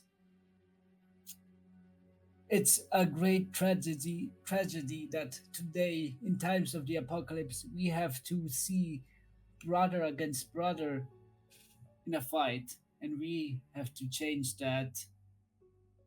My dear cousin, Princepsa Joy, Carmen Joy, as you know, has chosen me to lead this alliance against the Fjordwarians, and I come here bearing an ask of you. We request the help of our angelical friends, of our angelican cousin brothers and companions. We are not but troops in a distressed battle for our foes, controlling the seas who will make any attack on land way too difficult to execute with any amount of precision, as you may imagine. So I can come asking, please give us your aid, and I, an Ironheart, and Lord Magnus will be in your most eternal debt. We will do anything you ask of us, and we shall be your most trusted allies in the future and as we are in the past. As you're sort of explaining this, the two of them are sort of listening and nodding. This is where I'm going to want you to sort of make a roll and see how Sure. well your words actually hit. Sure. So, what traits are you using for this role? I'm going with charming demeanor. I need to be charming for this, obviously. Appeals to angelic, obviously. To all angels, I'm Yep. gonna need that. Seductive eyes, I'll give that. less of to make my appeal a bit more, you know, saucy. I will go with cultural influence, but in the sense like Ironheart is essentially the capital, Mm-hmm. the main point. So this being attacked is basically an attack on us all.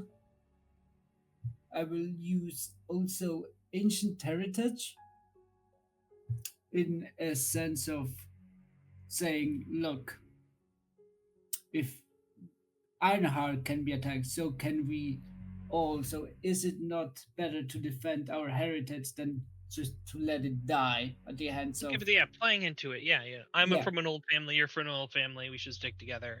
Exactly. Yeah. Yeah. I will use mastery domination in lesser to show that basically, hey, you can trust me to run this thing. I'm not that much of a moron. All right. And let me see if I can. You are exhausted, though. Yes. I am a tired boy. I'm checking if I can use any of my other traits.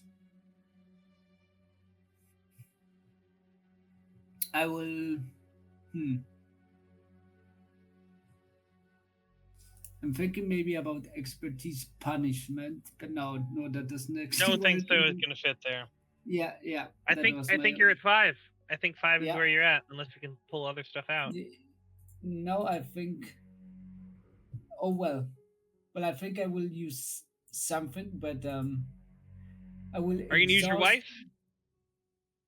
I thought about Devlin, to be honest. He has seen that. Look, I'm getting my act together. Mm-hmm. I'm not that dickhead who cannot control his anything anymore, essentially. So I want to basically Devlin to give a good word, to basically say this man can comment, this man is doing better. Well, that's 7. If you're using your wife and Devlin, that's 7 right there. Yeah, let's go with. You Yeah, are in debt now to her for doing this. You owe her. That's perfect. Yeah, that's perfect for me. Yep. And Court afflictions go here. Nope, none of those work there. That's a 7, so give me a roll. Are you using a shard? No. Right.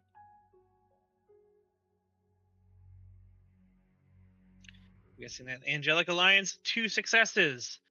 They are moved.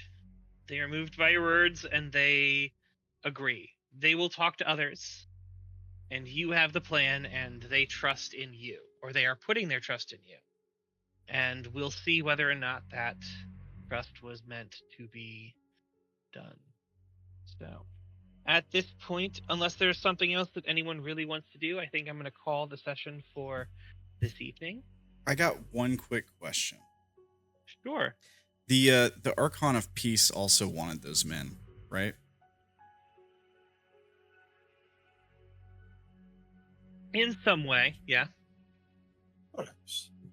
I was just wondering if there's, because he outranks the Lady Princepsa, there's any way they can go to him instead of Nocturne. Nocturne. That is going to be a thing that you will need to play out and you'll need to do. But currently, because of your role, the worst the worst possible success was I make this thing, but it hands directly over to the enemy. All right. Fair enough. Mr. Arkham. So, I'll send word to him next time. Be like, hey, yeah, sounds good. What I will say, so this is going to be the end of episode 2, which will mean court questions for all of you guys. We can do that off mic though, or off recording. All right. Yeah. Good session, guys. Is there anything else you want to do? Very good session. Here? That was very good. I think we accomplished a lot. And it was nice to being actually awake this time, not like last time. Oh yeah, no. I think all of us were just dead tired last time, which is why we didn't get as far as we should have. And while it's kind of pushing for us to get a little further, but hey, we did. We got caught up, you know? I think we did. Yeah. We got pretty far. Definitely. Now that we're learning the rules a lot more, it's getting expeditious. Yeah, it's getting things are as tense as ever. Oh yeah. This game is nothing but tense, like fucking heart attacks and getting trapped in corners by women and like. You're welcome. Dude's like licking my ear, like I'm gonna crush you later, and I'm like, please no. please no, sir. Well, guys, thank you for playing. Fantastic job from all of you guys this week, as always. Folks, if you're watching on Twitch, I'm going to send you some links in the chat. If you're watching on YouTube, the links are in the description below. But did you enjoy Grendall Goldengrove today? Because I did. So what you should do is go check out his links here for custom subclasses and classes. There's his Insta and his Patreon. Go check him out. Show him some support. He's awesome. So do it. You can also, you probably, if you're watching this, know where to find me, but just in case you want to find all my interwebs pages, here's my link tree. It should show you all my links there. And if you really want to, you can jump into my Discord server. It's public. It's free. You can pester me. You can ask lore questions. You can see some cool art. There is the links for that there. Thank you guys for watching. We did get a new follower today. Fairy Sugar, thank you for the follow. Make sure to tune in next week for some more Defiant Ironheart Ambassadors. And we'll be back on Monday at the same time, 6:30 Central, for some more of Divinity and Darkness D&D 5e. You guys got any other shout outs you want to do before we take off? Shout out Random Man TV for being a sick guy. Oh, thank you. And Yep. shout out to our Great DM game. who did a great game. Very good. Yes. Oh, It was indeed, yeah. awesome. Yes, thank you, Shout out to Brandon. DM. Fantastic DMing as always, man. I'm loving this game. Always a good time. Yeah. Always a good time. Look. Rambling Man is no longer a sick guy. He's now up and moving about. Yeah. you're right, yeah. My He's a great shingles guy is now. pain free now. I am back. So that has been nice. I will never take it for granted again, not being in terrible pain. Good. So yeah. We got a video coming up on the YouTube probably late. Well, it's already late tonight, so probably tomorrow. So keep an eye out for that. It's gonna be Defiant. It's gonna be our episode. I've been trying to get it up for a while, but I've been kind of put off from being sick and everything. So that's the next video going up. So keep an eye out for that. Other than that, love you guys. Everybody have a fantastic night. Great week. We'll see you next time. Oh, yeah. Hell yeah. Bye, guys. Bye-bye, Yeah, see you people. guys.